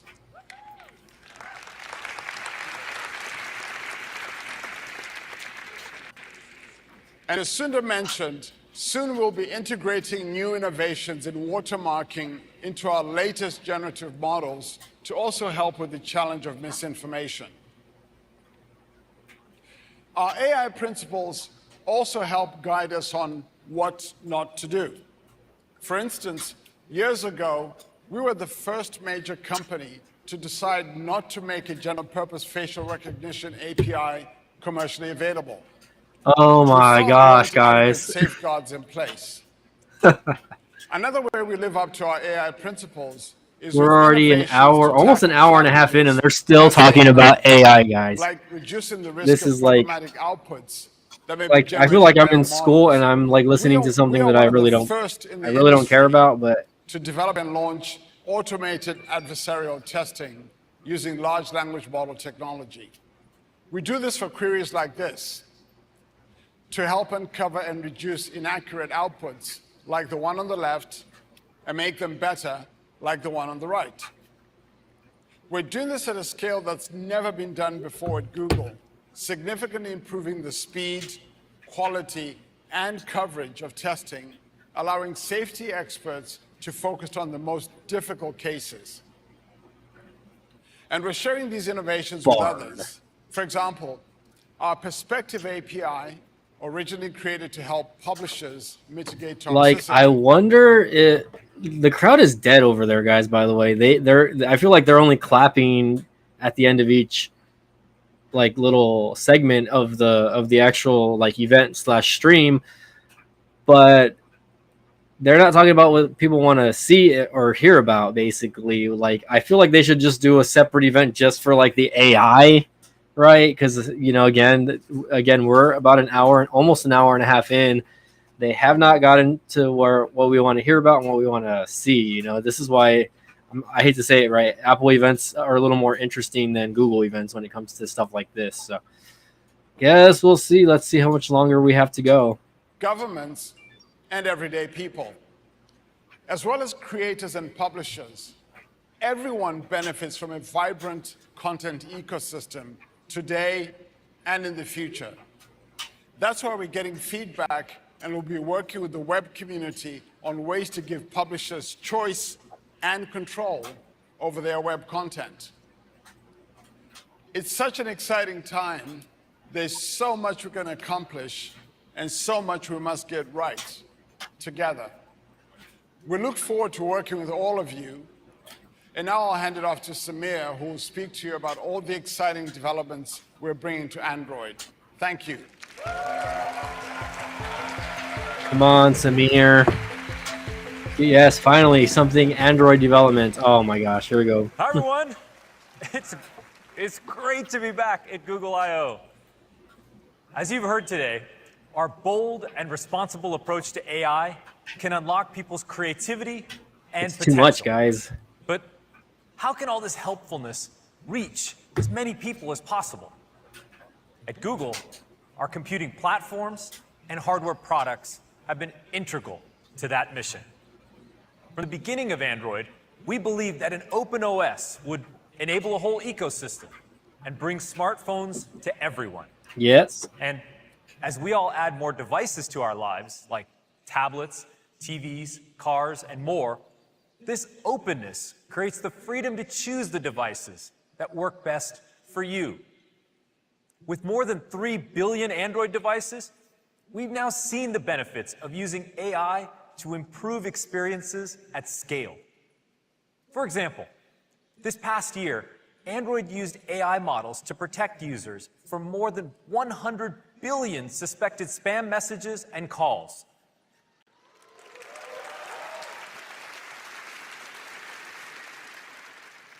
We can all agree that's pretty useful. There are so many opportunities where AI can just make things better. Today, we'll talk about 2 big ways Android is bringing that benefit of computing to everyone. First, continuing to connect you to the most complete ecosystem of devices, where everything works better together. And second, using AI to make the things you love about Android even better, starting with customization and expression. Let's begin by talking about Android's ecosystem of devices, starting with 2 of the most important, tablets and watches. Over the last 2 years, we've redesigned the experience on large screens, including tablets and foldables. We introduced a new system for multitasking. All right, guys, sorry about that. My dad was so asking much me something easier really quick. to take advantage of all that extra screen real estate and seamlessly move between apps. We've made huge investments to optimize more than 50 Google apps, including Gmail, Photos, and Meet. And we're working closely with partners such as Minecraft, Spotify, and Disney Plus to build beautiful experiences that feel intuitive on larger screens. People are falling in love with Android tablets, and there are more great devices to pick from than ever. Stay tuned for our the hardware Lenovo announcements One where you Plus. just might see some of the awesome new features we're building for tablets Finally. in action. Bring back the Nexus. It's really exciting to see the I mean, the iPad is still It's top really dog when it exciting to comes to see the momentum in actual smart tablet. watches as well. Wear OS is now the fastest growing watch platform, just 2 years after launching Wear OS 3 with Samsung. A top ask from fans has been for more native messaging apps on the watch. I'm excited to share All right, here we go. that WhatsApp is bringing their Oh, God, first no. ever watch app to Wear this summer. WhatsApp. Interesting. I'm really enjoying using WhatsApp on my wrist. I can start a new conversation, reply to messages by voice, and even take calls. I can't wait for you to try. I don't even remember where I put my Apple Our Watch. partnership Or my on Wear OS with Pixel Watch is Samsung right here, has by the been way. Amazing. And I'm excited about our new Each Android charged. collaboration on Immersive XR. We'll share more later this year. Now, we all know that to get the best experience, all these devices need to work seamlessly together. It's got to be simple. They do. That's why we built FastPair, which lets you easily connect more than 300 headphones. And why we have Nearby Share 300 to easily headphones, move files Jesus. between your phone, tablet, or Windows and Chrome OS computer.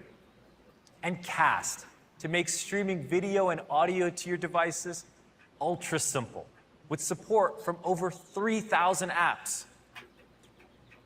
It's great to have all your devices connected, but if you're anything like me, it can be hard to keep track of all this stuff.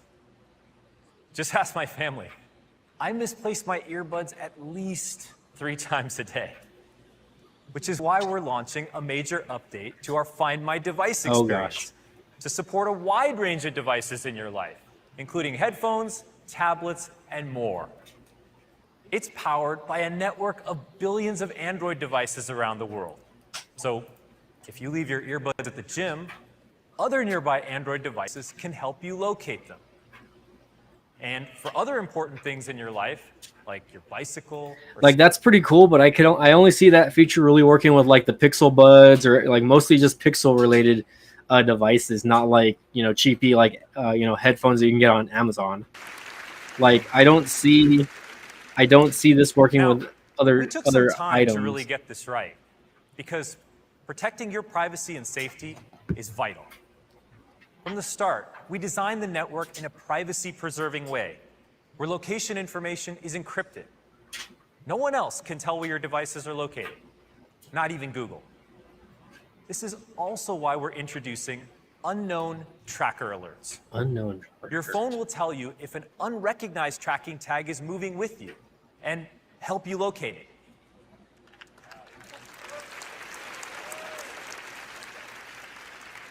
It's important these warnings work on your Android phone, but on other types of phones as well. That's why last week we published a I think new he meant industry iOS standard with devices. Apple, outlining how unknown tracker alerts will work across all smartphones. Okay. That's good because Both the new Find My Device experience and unknown tracker alerts are there's a coming lot of stalkers later out there, this summer. that's for sure. Now,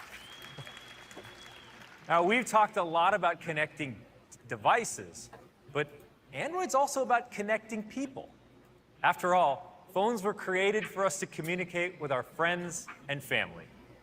When you're texting in a group chat, you shouldn't have to worry about whether everyone is using the same type of phone. Sending high quality images and video, getting typing notifications, and end-to-end encryption should all just work. That's why we've worked with our partners on upgrading old SMS and MMS technology to a modern standard called RCS that makes all of this possible. Yep, RCS. And there are now over 800 million people with RCS. On our way to over 1 billion by the end of the year. Crazy. We hope every mobile operating system What's up, Titus? gets the message and adopts RCS. I think they're trying to tell you something, Apple, aka iOS. RCS needs to work. Hang out in the group chat together, Mm-hmm. no matter what device we're using. Whether it's connecting with your loved ones or connecting all of your That's a big devices, message to Apple. They're never going to do it, though, complete ecosystem because they're makes it stubborn. easy. They are stubborn as hell. Another thing people love about Android is the ability to customize their devices and express themselves. Here's Dave to tell you how we're taking this to the next level with generative AI. Oh gosh, no more AI, guys. I'm getting so sick of AI. Somebody help me. Somebody help me out with this AI nonsense over here, because I'm getting tired of hearing about AI. All right, thanks, Samir, and hello, everyone. So here's the thing. An almost 2 hour People want event. to express themselves in the products they use every day, from the clothes they wear, to the car they drive, to their surroundings at home. We believe the same should be true for your technology. Your phone should feel like it was made just for you. And that's why customization has always been at the core of the Android experience. This year, we're combining Android's guided customization with Google's advances in generative AI, so your phone can feel even more personal. So let me show you what this looks like. To start, messages and conversations can be so much more expressive, fun, and playful with Magic Compose. It's a new feature coming to Google Messages, powered by generative AI, that helps you add that extra spark of personality to your conversation. So just type your message like you normally would, and then choose how you want to sound. Magic Compose will do the rest. So your messages give off more positivity, more rhymes, more professionalism. Or if you want, in the style of a certain playwright. To try or not to try this feature, that is the question. Now, we also have new personalizations coming to the OS layer. At Google I/O 2 years ago, we introduced Material You. It's a design system that combines user inspiration with dynamic color science for a fully personalized experience. We're continuing to expand on this in Android 14 with all new. Honestly, not a fan of Material You. I just really never have been a fan of it. So now I can add my own personalized style. Okay, that looks pretty cool. I like that. So it looks just the way I want. Yeah, that looks a lot better. With the new customizable That I lock would screen use. shortcuts, I can instantly jump into my most frequent activities. Of course, what really makes your lock screen and home screen yours is the wallpaper. And it's the first thing that many of us set when we get a new phone. Definitely. Now, emojis are such a fun and simple way of expressing yourself, so we thought, wouldn't it be cool to bring them to your wallpaper? So with emoji wallpapers, you choose your favorite combination of emoji, pick the perfect pattern, and then find just the right color to bring them all together. So let's take a look. And I'm not going to use the laptops. I'm going to use a phone. All right. So let's see. I'm going to go into the wallpaper picker. And I'm going to tap on the new option for emojis. And I'm feeling in a kind of, I don't know, zany mood with all you people looking at me. So I'm going to pick this guy and this guy. And let's see, who else is in here? This one looks pretty cool, like the 8-bit one. And obviously that one. Put a skull in there. Somebody said there was a duck on stage earlier, so let's go find a duck. Hello, duck. Where's the duck? Can anyone see a duck? Where's the duck gone? There's a duck. bird. All right, there he is. We got some ducks. Okay, cool. And then pattern-wise, we got a bunch of different patterns you can pick. I'm going to pick Mosaic. That's my favorite. I'm going to play with the zoom. Let's see, we'll get this just right. Oh, that's pretty cool that you can change like the background. Ducks in there. Okay, cool. And then colors, let's see. Ooh, that pops. Let's go with a more muted one. Or maybe that one. That one looks good. That looks good. That's a nice pop right there. Select that, set the wallpaper, and then I go, boom. Looks pretty cool, huh?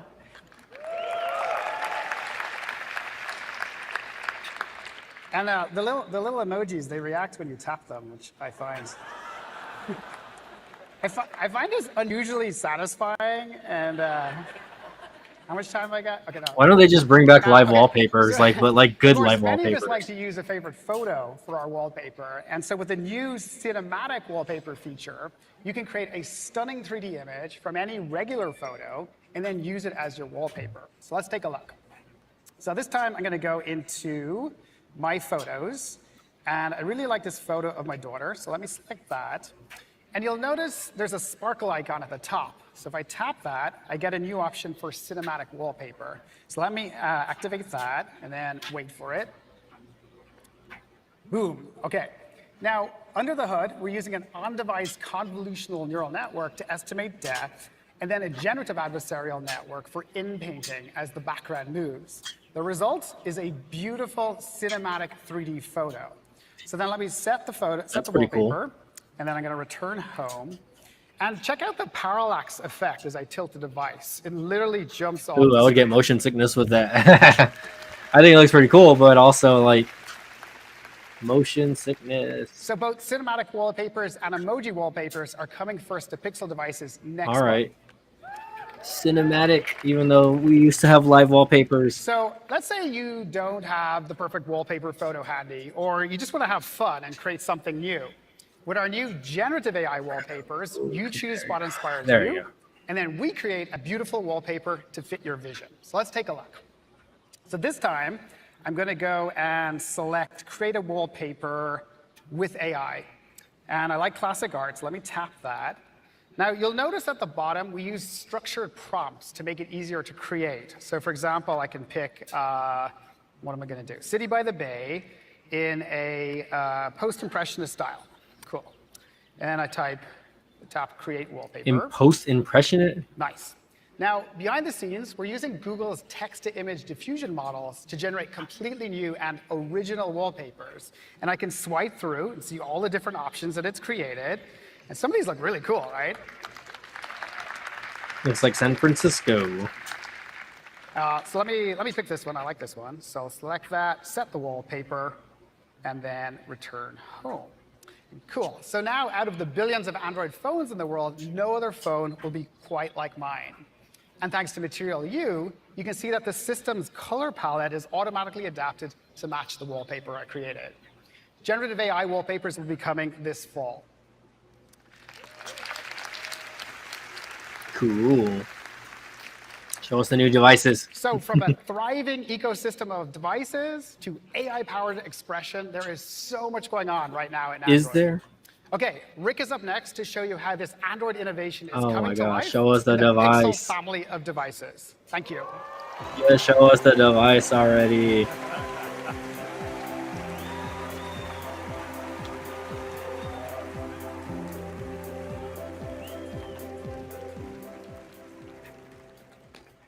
The pace of AI innovation over the past year has been astounding.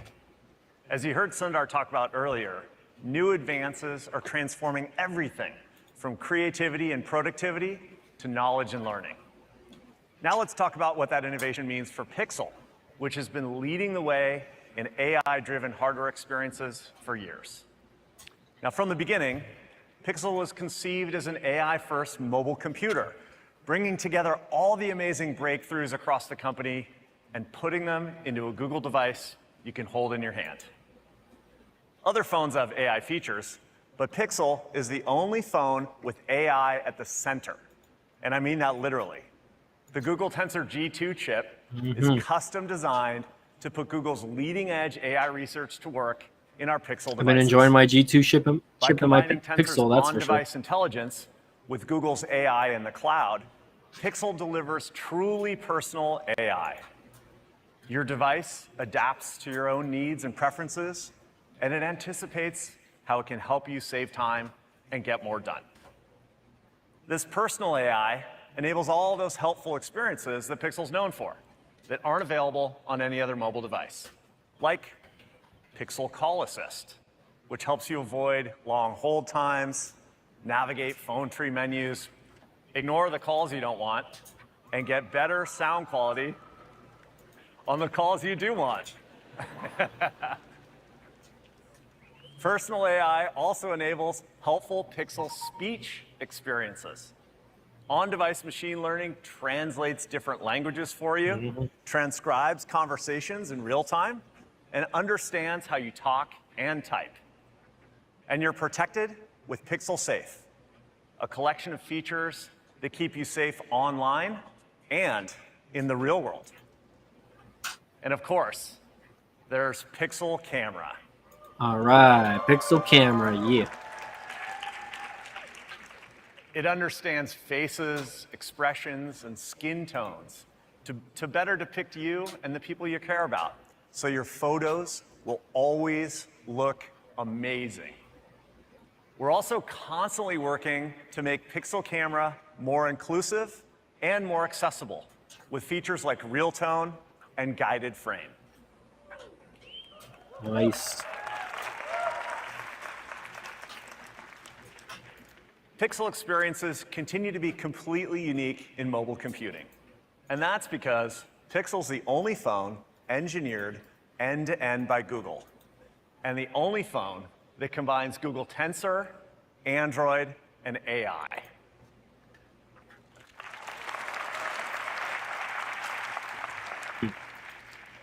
With this combination of hardware and software, Pixel lets you experience all those incredible new AI-powered features you saw today in one place. For example, the new Magic Editor in Google Photos that Sundar showed you, it'll be available for early access to select Pixel phones later this year, opening up a whole new avenue of creativity with your photos. And Dave just showed you how Android's adding depth to how you can express yourself with generative AI wallpapers. And across Search, Workspace, and Bard, new features powered by large language models can spark your imagination, make big tasks more manageable, and help you find better answers to everyday questions, all from your Pixel device. We have so many more exciting developments in the space, and we can't wait to show you more in the coming months. Now, it's probably no surprise that as AI keeps getting more and more helpful, our Pixel portfolio keeps growing in popularity. Last year's Pixel devices are our most popular generation yet, with both users and respected reviewers and analysts.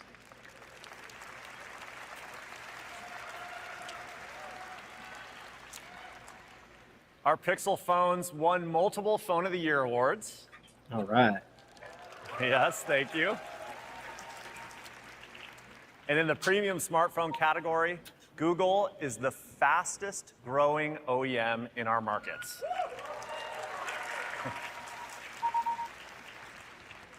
One of our more popular products is the Pixel A series, Yes, which sir. delivers incredible. Thank you. I'm glad you like it. It delivers incredible pixel performance in a very affordable device. And to continue the I/O tradition, let me show you the newest member of our A series. All right, here we go. Today, we're completely upgrading everything you love about our A series with the gorgeous new Pixel 7a. All right, here we go. It's looking good. Like all Pixel 7 Ooh, I series love the devices, color. I love the orange Pixel color. 7a I love is it. powered by our flagship Google Tensor G2 chip, and it's course. paired with 8 gigabytes of RAM, which ensures Pixel 7a delivers best I in like class it. performance. And Oh, I love the orange color. And you're gonna love the camera. I hope they give us a red. The 7a takes the crown from 6a Oh man, as the highest rated camera in its class. under $500. With the biggest upgrade ever to our A series camera hardware, including a 72% bigger main camera sensor.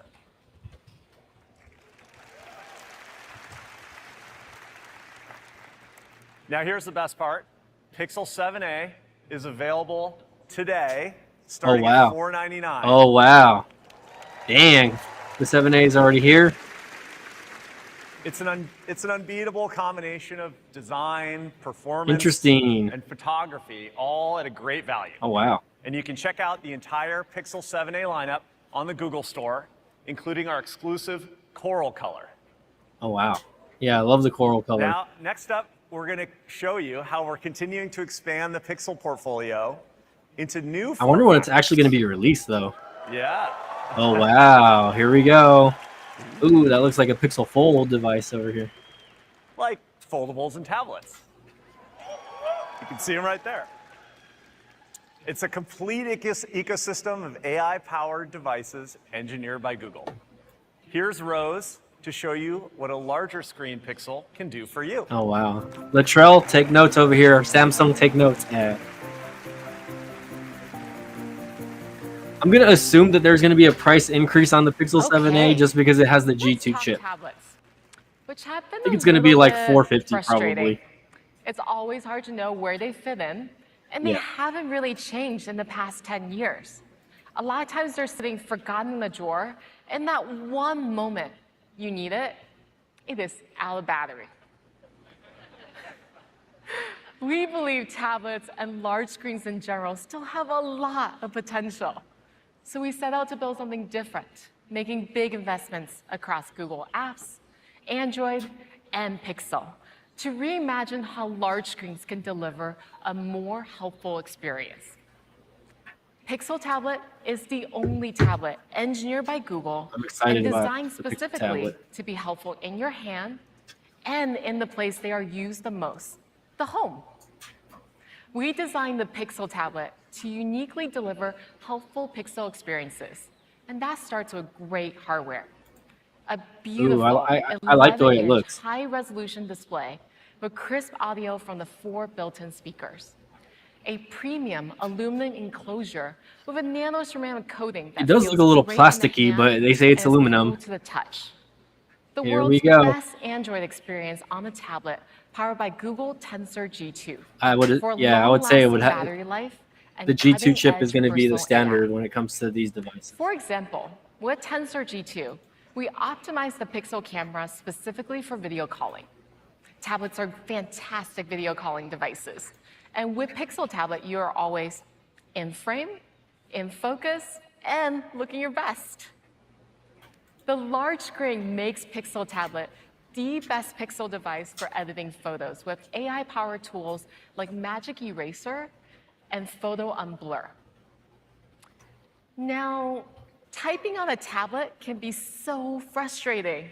With Pixel Speech and Tensor G2, we have the best voice recognition, making voice typing nearly 3 times faster than tapping. And as Samir mentioned, we've been making huge investments pretty cool. to create great app experiences for larger screens, including more than 50 of our own apps. With Pixel Tablet, you're getting great tablet hardware with great tablet apps. But we saw an opportunity to make the tablet even more helpful in the home. So we engineered a first of its kind charging speaker dock. Oh, wow. Okay, that explains the little thing in the back. The little charging speaker dock. That makes sense. It gives the tablet a The little home. tabs. And now you never have to worry about it being charged. Pixel Tablet is always ready to help 24/7. When it's docked, the new hub mode turns Pixel Tablet into a beautiful digital photo frame, a powerful smart home controller, a voice-activated helper, and a shared entertainment device. It feels like a smart display, but has one huge advantage. With the ultra-fast fingerprint sensor, I can Ooh, quickly I don't know if I'm going to be a fan of the fingerprint immediate sensor. access to all my favorite Android apps. So I can quickly find the recipe with SciChef, or discover a new podcast on Spotify, or find something to watch with the tablet-optimized Google TV app. Your media is going to look and sound great with room-filling sound from the charging speaker dock. Pixel Tablet is also the ultimate way to control your smart home. And that starts with a new redesigned Google Home app. It looks great on Pixel Tablet, and it brings together over 80,000 supported smart home devices, including all of your Matter-enabled devices. We also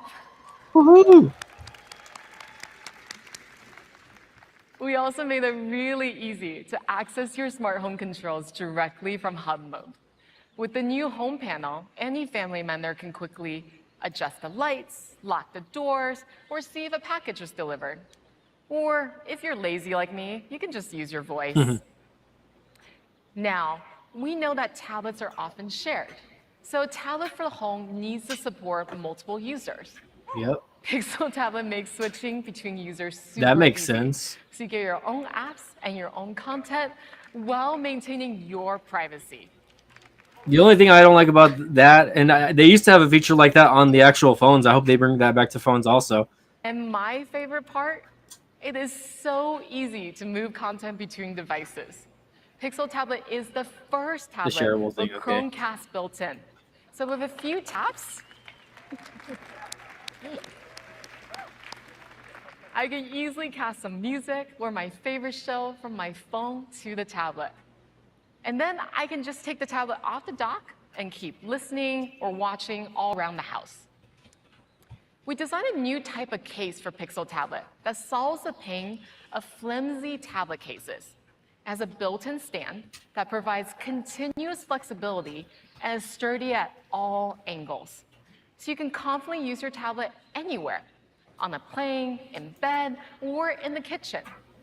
The case easily docks, you never have to take it off to charge.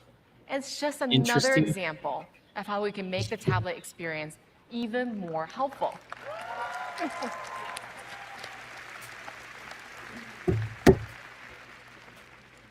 The new Pixel Tablet comes in 3 colors. It is available for pre-order today and ships next month, starting at just $4.99. Wow, that's a good price. Not bad. I wonder if that's like the base. Obviously, I guess if you want more memory, And the it's going to be more. best part, every Pixel Tablet comes bundled with the 129 charging speaker dock for free. Oh, wow. Okay, that's pretty cool. You get the free speaker dock for free. It is truly the best tablet in your hand and in your home. To give you an Interesting. idea just how helpful Pixel Tablet can be, We asked TV personality Michelle Buteau to put it to the test. Let's see how that went. When Google asked me to spend the day with this tablet, I was a little apprehensive because I'm not a tech person. I don't know how things work all the time. But I'm a woman in STEM now. Some days I could barely find the floor, let alone a charger for something. So when the Google folks said something about a tablet that docks, I was like, okay then, Google, prove it. I'm on average 2 to 5 meetings a day. Today I got stuck on all these features, honey, the 360 of it all. The last time I was around this much sand, some of it got caught in my belly button and I had a pearl 2 weeks later. Oh, wow. Look, there's a bird. So this is what I loved about my me time today. 6 shows just popped up based off of my preferences. And they were like, hey girl. I would have made it funnier, but that was good. My husband is actually a photographer, so I have to rely on him to make everything nice and pretty. But now, I love this picture of me and my son, but there's a boom mic there. Look, it's right here. Do you see this one? Get this mic. You That's see a that? huge boom Magic mic. eraser, like a circle or brush. I'm gonna do both. Boom! How cute is that? And so I hope not only you guys are happy with me reviewing this, but that you'll also give me one. 'Cause Is she going to be a part of Team Pixel? you're getting tired, right? You're not? Okay. Because I am. All right, here we go. That's what we've been waiting for, guys. Finally, almost 2 hours into the stream, they finally decided to. That's a pretty good first review. Now, tablets aren't the only large screen device we want to show you today. It's been really exciting to see foldables take off over the past few years. Android's driven so much innovation in this new form factor. Yeah, you can order and we see directly from tremendous Google Pixel potential. 7a. We've heard from our users that the Dream Foldable should have a versatile form factor, Wow. making it great to use both folded and unfolded. It should also have a flagship level camera system that truly takes advantage of the unique Here we design. go, the foldable phone, guys. And an app experience. This is what I've been waiting for. Fluid and seamless across both screens. Creating a foldable like that, it really means pushing the envelope with state-of-the-art technology. And that means an ultra-premium $17.99 device. Yeah. Ooh. Now to The get price, there, though. we've been working closely with our Android colleagues to create a new standard for foldable technology. Introducing Google Pixel Fold. Yes, I've been waiting for this.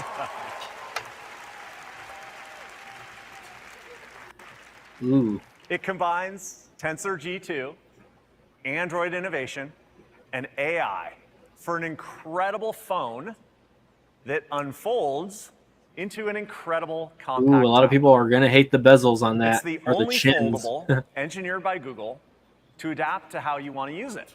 With Ooh, a I like familiar front I display like the front display. that works great when it's folded. Looks kind of And when weird it's though. unfolded, it's our thinnest phone. I mean, it yet, looks like a mini and the tablet. thinnest foldable on the market. Basically, what it is. It's like a mini foldable tablet. I mean, it's basically like the Samsung Galaxy Fold. Now to get there, we had to pack a flagship level phone into nearly half the thickness, which meant completely redesigning components like the telephoto lens Yeah. and the battery and a lot more. So it can fold up and it can fit in your pocket and retain that familiar smartphone silhouette when it's in your hand. But Pixel Fold has 3 times the screen space of a normal phone. You unfold it and you're treated to an expansive 7.6-inch Damn. display that opens flat with a custom 180-degree fluid friction hinge. Is it So you're waterproof? getting the best of both worlds. It's a powerful smartphone when it's convenient, and an immersive tablet when you need one. And like every phone we make, Pixel Fold is built to last. Crazy. We've extensively tested the hinge to be the most durable of any foldable. Corning Gorilla Glass Victus protects it from exterior scratches, while the IPX8 water-resistant design safeguards against the weather. Crazy. And as you'd expect from a Pixel device, Pixel Fold gives you entirely So it is new waterproof ways to some degree. to take stunning photos and videos with Pixel Camera. There you go. You put the camera in tabletop mode to capture the stars. And you can get closer with the best zoom on a foldable. And use the best camera on the phone for your selfies. The unique combination of form factor, triple rear camera hardware, and personal AI with Tensor G2 make it the best foldable camera system. Not bad, not bad. Suck it, Galaxy Fold. Now, there's so many experiences that feel even more natural with the Pixel Fold. One is the dual screen interpreter mode. Your Pixel Fold can use both displays. Both displays. Oh, wow, okay. To provide a live translation to you and the person you're talking to. So it's really easy to connect pretty cool. across languages. That's a cool feature when like you're traveling. Like no hablo español. And powering all of this is Google Tensor G2. Pixel Fold has all the personal AI features you'd expect from a top-of-the-line Pixel device, including safety, speech, and call assist. Plus, it's got great performance for on-the-go multitasking and entertainment. And the entire foldable experience is built on Android. Of course. So let's get Dave back out here to show you the latest improvements. And tell us what's going on, Dave. Let's hear it. Let's hear it. So the Pixel 7a, guys, the price is going to be $499, so it did go up in price. From new form factors and customizability to biometrics and computational photography, Android has always been at the forefront of mobile industry breakthroughs. And recently, we've been working on a ton of features and improvements for large screen devices like tablets and foldables. So, who thinks we should try a bunch of live demos on the new Pixel Fold? All right, let's do it. It starts the second I unfold the device with this stunning wallpaper animation. And the hinge sensor is actually driving the animation, and it's a subtle thing, but it makes the device feel so that's pretty cool. dynamic and alive. That's pretty cool. Yeah, I just love that. I'm definitely not a fan of the chins and the bezels, but Google photos of a recent snowboarding trip. Now, it doesn't look the bad. really beautiful, so I want to show you on the big screen. I just opened my phone, and the video instantly expands into this gorgeous full-screen view. Great. That's what you want. We call this feature Dang, continuity. $1,800 though, guys. Every millisecond it takes for I don't think they're going to be sending me one of these. That's for sure. Larger screen. If they do, Now, awesome. All work and no play makes Davey a dull boy. So I'm going to message my buddy about getting back out on the mountain. I can just swipe to bring up the new Android taskbar, then drag Google Messages to the side to enter split screen mode like so. And to inspire my buddy, I'm going to send them a photo so I can just drag and drop from Google Photos right into my message, like so. And thanks to the new Jetpack drag and drop library, this is now supported in a wide variety of apps, from Workspace to WhatsApp. Wow. You'll notice we've made a bunch of improvements throughout the OS to take advantage of the larger screen. So for example, here's the new split keyboard. I like the split keyboard. That's typing. nice. And Make it if easier. I pull down from the top, you'll notice the new two-panel shade showing both my notifications and my quick settings at the same time. Dang, I can't believe the price of this, Now, guys. Pixel Fold is great for productivity on the go. And if I swipe up into Overview, you'll notice that we now keep the multitasking windows paired. And for example, I was working on a Google Docs and Slides earlier to prep for this keynote. Man. And I think I've followed most of these tips so far, but I'm not quite done yet. I've been warned, by the way. Anyway, I can even adjust the split to suit the content that I'm viewing. And working this way, it's like having a dual monitor set up in the palm of my hand, allowing me to do two things at once. Which reminds me, I should probably send Rick a quick note. So I'll open Gmail. And I don't have a lot of time, so I'm going to use the new Help Me Write feature. So let's try this out. Don't cheer yet. Let's see if it works. OK, Rick. Rick, congrats on, what are we going to call this? Pixel Fold launch. Amazing with Android. Okay. And then I probably should say Dave, not Andrew, Android. Dave. It's hard to type with all you people looking at me. All right. Now, He's nervous. by the power of large language models. What do you guys think of the Pixel Fold so far elaborate. and the Pixel 7a? This is pretty crazy. Dear Rick, congratulations on the successful launch of Pixel Fold. I'm really impressed with the device and how well it integrates Android. The foldable screen is a game changer, and I can't wait to see what you do with it now. You guys notice that they really don't talk about they really don't talk about like a lot of key specs on these phones other than the processor and the screen size and the price. That's it. Oh snap! Hello, what did I click? Okay, hold on. Let me unmute that really quick. YouTube is just a really great showcase for this. So let's start watching this video on the big screen. Now, look what happens when I fold the device at right angles. YouTube enters what we call tabletop mode, so that the video plays on the top half, and then we're working on adding playback controls to the bottom half for an awesome single-handed lean-back experience. Isn't this something that Samsung already has a And the feature video of? just keeps playing fluidly through these transitions without losing a beat. Okay, one last thing. We're adding support for switching displays from within an app. And Pixel Fold's camera is a really great example of that. Now, by the way, say hi to Julie behind me. She's the real star of this show. There you go. What's up, Jules? How's it going? So Pixel Fold has this new button on the bottom right. So I'm going to tap this, and it means I can move the viewfinder to the outside screen. Her arms must be tired. Turn the device around. Okay, so why is this interesting? Well, it means that the viewfinder is now beside the rear camera system. And that means I can get a high quality, ultra wide, amazing selfie with the best camera So on the which device. okay. Speaking of which, and you knew where this was going, smile everybody. All right, there we go. I'm in the picture. Yeah. Woohoo. Nah, I'm just kidding. I'm there. I always wanted to do that at Google I/O keynote. All right. LOL. All right, so what you're seeing here is the culmination of several years of work, in fact, on large screens, spanning the Android OS and the most popular apps on the Play Store. All this work comes alive on the amazing new Pixel tablet and Pixel Fold. Check out this video. Like, I like the concept of the tablet, but the price is a little bit high. $499. I think it would be more appealing for people that like they should have made like a tablet A series where you can get it for like 300 or maybe even less. Like with the G1 chip instead of the G2 chip, like, because I mean, like, they can still do a lot with the G1 chip if they wanted to. Oh yeah, I can see a lot of people playing Minecraft.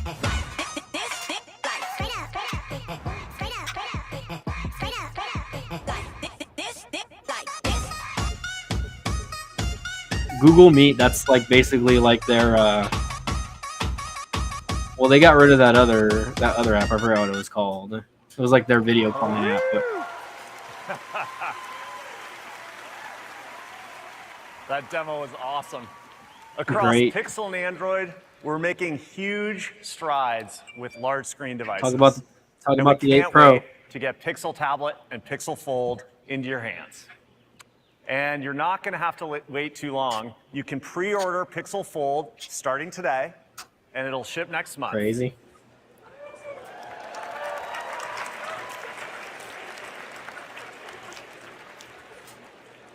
And you'll get the most out of our first ultra premium foldable by pairing it with Pixel Watch. Nice. So when you pre-order a Pixel Fold, you'll also get a Pixel Watch on us. So they're also giving away A-Buds with the 7A, by the way, guys, which is a $100 value. The Pixel family continues to grow into the It's most pretty crazy that they're just gigantic giving away mobile like all hardware these portfolio accessories. in the market today. They're giving away the From a dock. They're broad giving away the selection of smartphones to watches, earbuds, and now tablets and foldables. There are more ways than ever to experience the helpfulness Pixel's known for. Crazy. Wherever and whenever you need it. Now let me pass it back to Sundar. Thanks, everyone. All right, Sundar. My spam mail, please. Thanks, Rick. I'm really enjoying the new tablet and the first Pixel foldable phone. And I'm proud of the progress Android is driving across the Crazy. ecosystem. As we wrap up, I've been reflecting on the big So technology no Pixel shifts 8 or 8 that Pro we've all announcement. been a part Interesting. of. The shift with AI is as big as they come, And that's why it's so important that we make AI helpful for everyone. We are approaching it boldly with a sense of excitement. Because as we look ahead, Google's deep understanding of information, combined with the capabilities of generative AI, can transform search and all of our products yet again. And we are doing this responsibly in a way that underscores the deep commitment we feel to get it right. The deep commitment. No one company can do this alone. Our developer community will be key to unlocking the enormous opportunities ahead. We look forward to working together and building together. So on behalf of all of us at Google, thank you and enjoy the rest of I/O. What's left? I mean, those were all the announcements. I mean, the people that are there can walk around and... What's left to talk about? They're not... Get up and stretch your feet, man. These people want to break.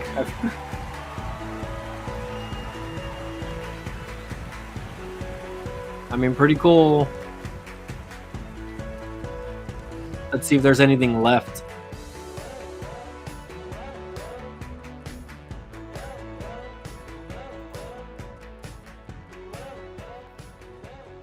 Okay, so that's probably something I'm not gonna watch, guys. The developer keynote starts soon. Let me turn off the music because again, I don't want to get copyright striked for all of this.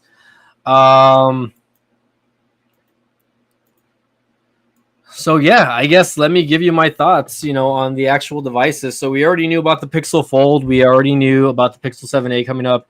And they kind of announced the tablet since last year, although we didn't get any visuals as far as like what the tablet looked like. They just kind of talked about it and whatnot. So it looks like they are going back to a panel really quick. Let's see what they're saying really quick.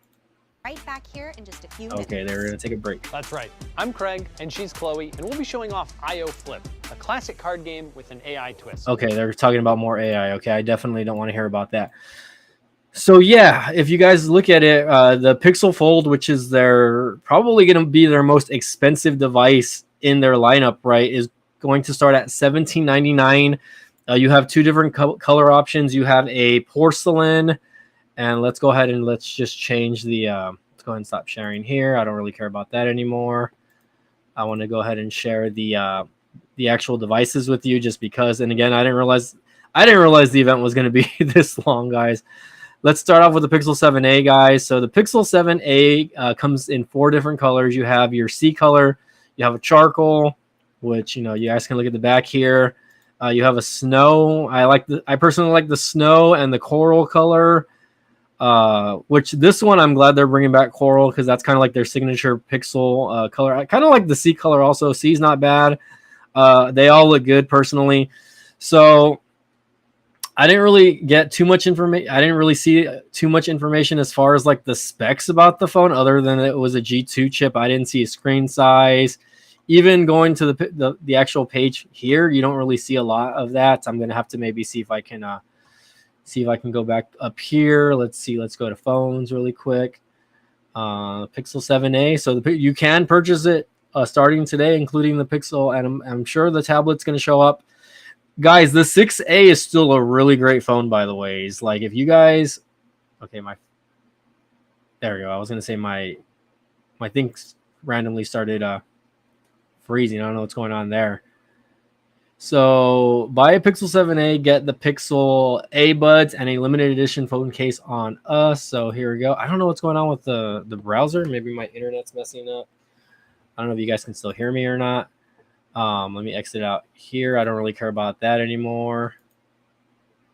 Okay, I'm having issues with my browser. 1 second here, guys. The browser is crashing. And if this stops working, then I might have to do... It looks like I froze. It looks like I froze. Again, I don't know if anyone's still watching or not. There you go. So again, I don't know why I don't know why this stopped working specifically. I think it was just the browser though. Hopefully, let me see if I can check that out. There you go. You just have to reset it in order to watch it, guys.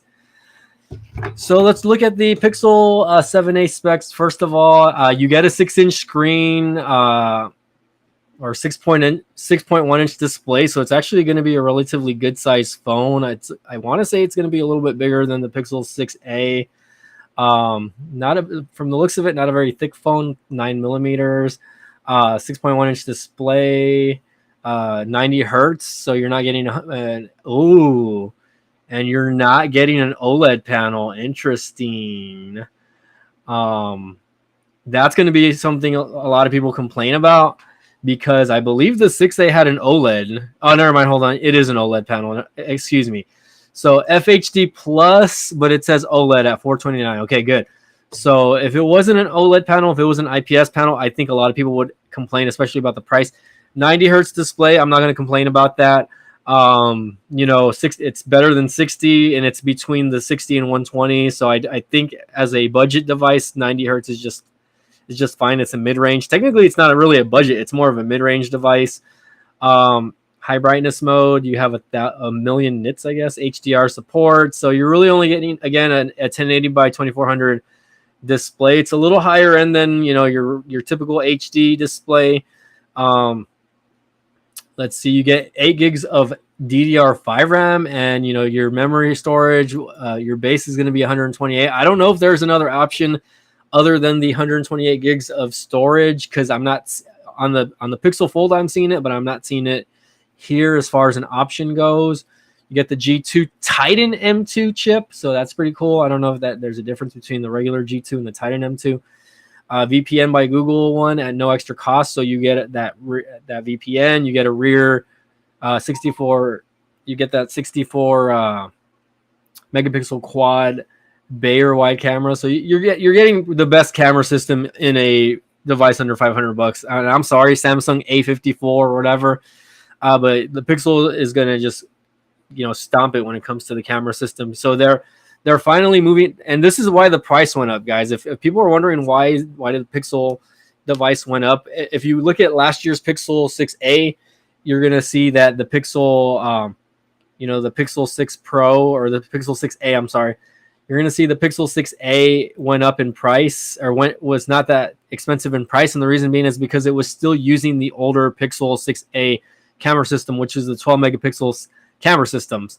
But here you can see that they are upgrading the camera systems finally from the 12 Sony sensor to the 64 megapixels. So that's something to kind of keep an eye out on, right? A lot of people are going to be complaining about that. It will go down in price, guys. You're going to only see it at that price for the first 2-3 months. You might even see a price drop towards the holidays. So you might see it go from the $499 price range to the $399 and even cheaper, right? So you're going to be able to record 4K at 30 frames a second, 60 frames a second with 1080p recording, of course, right? That's for people that like to vlog on your phones like I do. I don't really use typical camera systems anymore. I really just use that. You can choose between H.264 format and the H.265, which the H.265, I believe, is supposed to be just a format that helps you save memory. I don't know if it dumbs down the quality at all. I typically don't use that. I kind of stick with the H.264 mainly on quality, but we'll see. And then just going forth, typical, USB Type-C ports. It says it's got a dual SIM card reader, so you got Nano and eSIM, of course, Medio. So, again, it's got 5 years of updates, so I don't think anyone is going to actually keep this phone for more than 5 years. I mean, you never know, because people are probably still using the iPhone 6 or 6, the iPhone 6S out there. Who knows if people are still using those devices, right? And people are still using like the iPhone 7s. And again, those phones are still usable even to this day. It's been about 5-6 years since those phones came out. And I think Google is doing a good job in pumping out the longevity of their devices now, especially with the new ecosystem since the new UI came out. Which I'm still not a fan of, but it is what it is. Let's go back to the phone. Let's check out the tablet. Let's go in the order that they actually released this in. So let's take a look at the tablet, guys. So the tablet, again, the Pixel tablet is going to start out at $499. It's going to be the same price as the Pixel 7a. Comes in 3 different colors. You have your rose color. You have let's see if I can click it. And I don't know why I don't know if it's I think it's the website that's crashing. There you go. Hold on. I think it's the website that's crashing over here. And let me fix this. I don't know if anyone's actually watching. Let's go ahead and change this. Let's go ahead and change this back over here. Sorry about that. I know I had a crappy view, guys. And I guess everyone stopped watching because the actual event got boring. I might have to do another live stream just to talk about this, but since I'm doing this already, let's go ahead and talk about the pricing at least, and then I'll probably make another video later on tonight talking about the actual devices themselves and give more information about that. So tablet only Google makes. Again, I'm kind of impressed with the way this looks. I wasn't a fan. I didn't really care about the dock, but if they're throwing the dock in for free, like when you buy this, then that's a good deal. It's a speaker dock, guys. So if you guys use home security systems like Google Nest, and you have more than one of these tablets set up in your room, I think that's going to be a pretty cool ecosystem for home security. And I mean, just using these tablets in general, having one of these on, set up next to your laptop or your computer, so that you can do different things, so that you can share or edit photos from your phone to your tablet and do photo editing or even possible video editing. Now, if you guys looked at the announcement that Apple made, I think it was yesterday or the day before, they're finally implementing Final Cut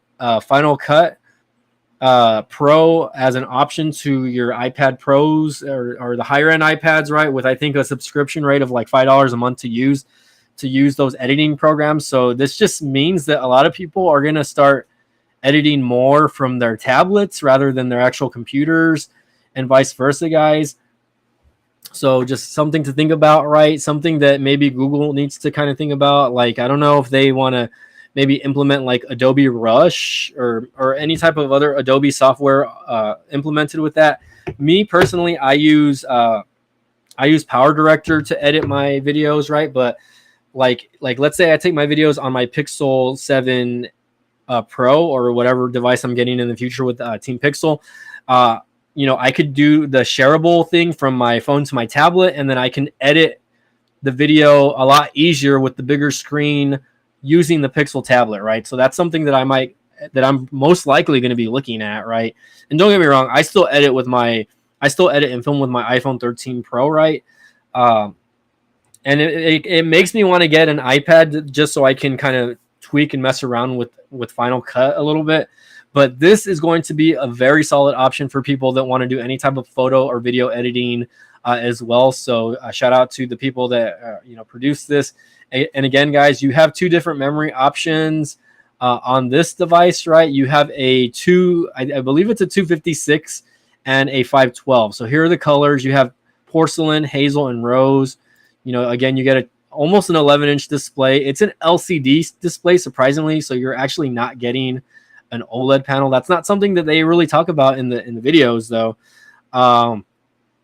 But it didn't look bad. It didn't look like a bad LCD display. Hopefully, it's like a higher end display. It looks like it's a little bit higher than your typical 1080. It's 256 by 1600.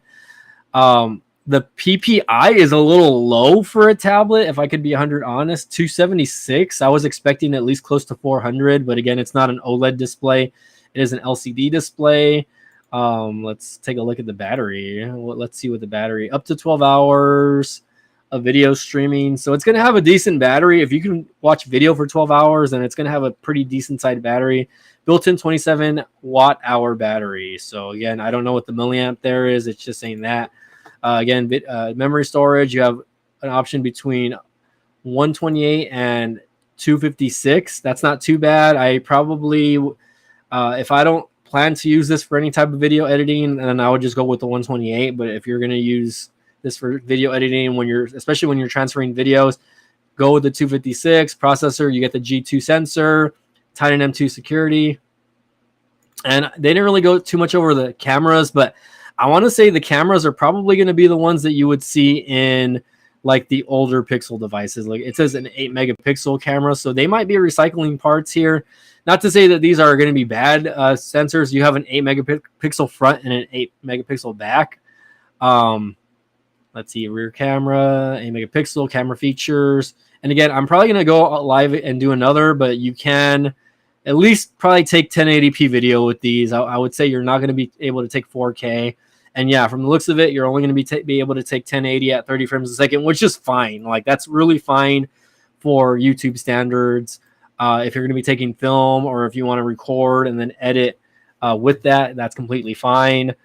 Sensors, you know, typical gyroscope sensors. It does have fingerprint, which I don't really care for the fingerprint, at least in screen. Okay, fingerprint unlock with power button. Okay, so good. No fingerprint sensor as far as the in screen. It has a power button fingerprint sensor, which I have used on like my Moto series phones. So those are good. Those are going to be quick, and you're not going to have issues with those setting those up. So other than that, let's take a look at security and OS updates. 5 years. Okay, so like at least plan to have this for a good 5 years. Let's go back to, and again, if you order this, you get the dock for free, guys. So let's go to the last item here, which is the Pixel 7 Fold. And again, my voice is already starting to crack because I'm doing so much talking. This will be the device. This will be the device of the year besides the Pixel 8 and the 8 series, I believe, or the 8 Pro series. $17.99, which is a very premium price, guys. Even the Pixel 8 Pro is not going to cost this much, and I'm talking about like the 8 Pro, like, you know, 256 or 512. I want to say it would probably teeter along the $1,500 range because you're getting all that memory. But of course, you get this in, again, a porcelain color or a black. Who knows if this is going to be like a fingerprint magnet.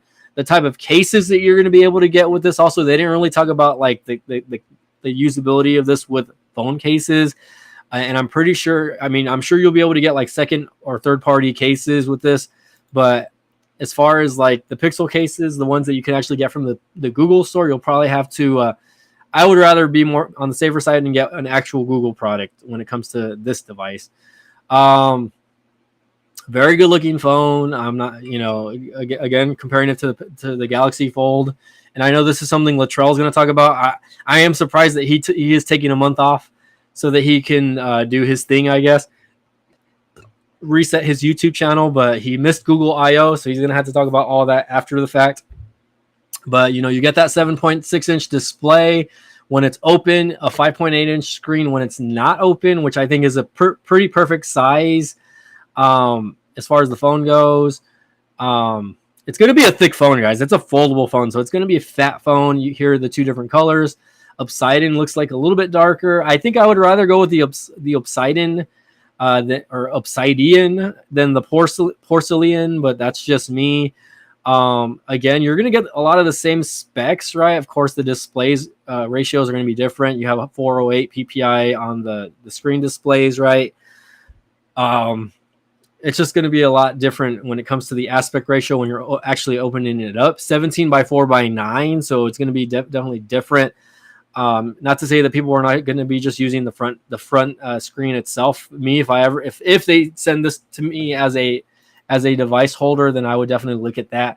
Guys, it's going to be an interesting phone. You know, you're going to get 12 gigs of RAM out of the gate, 512, 256 or 512 as far as memory options, and I think that's why that's why these phones are costing as much as they do. I think if these came with only a 128 option, then it would be maybe a little cheaper. You would probably see a $1,200 or $1,300 range. But the fact that Google is pulling an iPhone, pulling an Apple or pulling an iPhone type-ish thing, and they're not allowing you to add expandable memory is what's kind of making these prices a little more premium. And I kind of hate that they don't. That's one reason why people love Samsung so much, is that you can just pop in an SD card, or and same thing with like Motorola or whatever other Android devices you can get now, is that you can still add more memory. So again, the rear camera, you're only getting a 48 megapixel setup opposed to, you know, what you see on the Pixel 7a. So I don't know what's going to be different here as far as the camera system goes, but you can read the specs there. 1.7 aperture. You have 82-degree field of view, half of the image sensor.